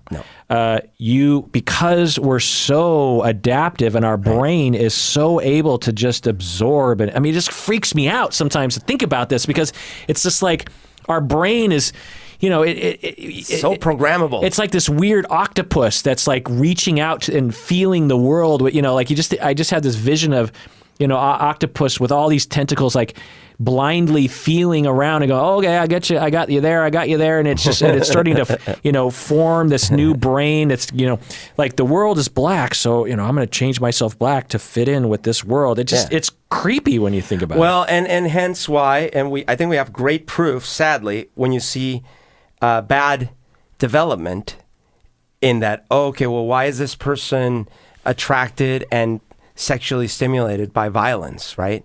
Oh, look, they were subjected to violence during these development phases, right? And they were adapted to that. Certainly, they didn't evolve to automatically want that violence, right? So to conclude, from Patrick Clarkin, PhD blog, are we naturally blank? I guess I can't remember the exact title, but he says, perhaps the question is not whether humans are naturally monogamous. Instead, we should ask, what are the relative sizes of the center and the periphery, and how much variation there is around them, and what factors affect these? So I just love that. Yeah. And as the great Dan Savage said, we are monogamish. Yeah, that's great. I find that way more useful than saying we're not or we are. But it's kind of freaky. Sure. And it's kind of scary because it's like, well, what's the answer? Particularly if you're unhappy out there. Sure. It's like, well, so what's the answer? Like, what am I supposed to do? You know, what's the road to happiness? And on one level, it's scary because we don't have a roadmap. But on the other, it's like, you know, you're free to explore and discover. And there's a lot of flexibility there. At the very least, what we could say, I think, and we talk about this often, is like, we need to stop judging other people for their lifestyles. You know, if someone doesn't want to ever get married and they don't want to ever have kids and they want to have, you know, you have a woman who's like, from the age of 16, she's just like, I want to have sex with a different person every week. Yeah. We need to stop judging that. Sure. There is nothing wrong with that. Well, oh, STIs. There are ways, there's ways to prevent STIs. Because what if that woman at 16 and, you know, throughout the rest of her life, that is her optimal lifestyle. Yeah. And then she isn't able to do that. And we shove her into this monogamous world and she gets depressed and she cheats and she beats herself up and she starts to develop excuses like, well, I guess I'm just a terrible person. Yeah. And, you know, now I'm not justifying cheating by any stretch of the imagination. No, but it's like, because you look at the opposite case too, which is someone who is not in relationships for very long, and yet when you ask them, what do you want of your life, say when you're older or in 20 years, 30 years, like, well, I don't know, I want to have a family. I want to have people around me that care about me and like grandkids and all these things. Well, then you could say, well, maybe what you're doing then is not conducive towards that. But it's not because it's more natural or not. It's just what you want doesn't align with your behavior. Right. And so we need to start looking critically at our society, at our laws, at our policies, at our culture, at our stigma. And each one of us has to not only question, am I living the life I want to live? Yeah. And also we have to listen more carefully when other people are, you know, talking about these decisions or exhibiting behaviors. We have to be careful about like not labeling things as bad and good. That's a very hard thing for us to do. The last thing I'll say is that, and related to what I just said, was that there's, for each one of you out there, including me and Humberto, there's a lot of potential paths to happiness. There's probably not one path to the optimal happiness. That's my conclusion for myself, because I'm in a monogamous relationship with my wife, and I love her and like that arrangement. Now, if I look at all these data and I'm like, well, so maybe I could have a happy life without that. Right. And, you know, it's compelling, you know, when you look at chimps and bonobos and the penis size. Meaning you want chimps and bonobos? That's called bestiality. You just say, wow, you know, maybe I've been shoved into a hole that, you know, it's not the full me. Sure. Well, now it would be perfectly fine for me to explore that and to ethically figure out a solution to that, you know. But for me, I'll just tell you, I am fine with, if I'm on one track of 10 tracks that are available to me, I'm fine with that. I like this track. Right. There's pros and cons to any of the fucking tracks. Yeah. And this track, I like the pros and I'll take the cons. It absolutely. It's like what you do right now. What are you doing daily for your life? Well, you are recording into a microphone. Is that the only thing you can do? Yeah. There's a billion things you could do. Right. And there's pros and cons. Yeah. Like talking to a mic means I have to talk into the mic too, so that's a con. But, you know, there's pros. Like you get to give me gifts. Well, I haven't been recording your end of the conversation. Damn it. Not even the echo. So if you've been listening thus far, I think we've been talking for 3 hours. Holy crap. And you are not a patron. I just want to publicly shame that right now. That is not the way evolution should have played out. Yeah. So think about all those bonobos that would become patrons if they had the brain size. Yeah. Becoming a patron is, every now and then I'll get an email saying a new person became a patron. And it's a wonderful, wonderful feeling to be validated in that way. It's one thing for someone to listen. It's another thing to be like, you know what? I like your product that much that I'm willing to, contribute to it. Because when you're contributing, it's not just a trivial thing to us. Right. Like the contributions mean that me and Humberto get to spend a lot more time away from other, needed money-making schemes. More bonobo schemes. Our regular jobs, Yes. to be specific, so that we can, this episode, for example. Now I'm just going on a pledge drive, but just forgive me for a second. This episode, for example, Are Humans Made for Monogamy? This took me probably like 3 weeks. Yeah. Took me, 4 hours a day on average. Some days it was all day, like 16 hours all day long. Looking at the science. Now, some of you biologists out there are just like, oh my God, well, Jesus. Join the club. Well, you should have done it more because some of your BS, Well, but I had to do like 3 hard weeks of alternating between massive polygamy and massive monogamy. to find out. Yeah. So that'd be a good band name, Massive Polygamy. Up next, Massive Polygamy. And their songs are like, It's in the forest we are happy together. having sex with everyone. And bonobos too. Long phalluses are needed to compete with John because no one likes John. So becoming a patron with every, additional person who becomes a patron, that means that we get to continue doing this. And if even more people become patrons, it means that we could spend even more time and and I would have the ability to spend even more time like researching topics and going deep We could dives. travel to the Congo even. We could. And observe ourselves. Berto's gone native. He's out there. Berto. That's an old inside joke of ours. All right. Well, that does it for that episode of Psychology in Seattle. Thanks for joining us out there.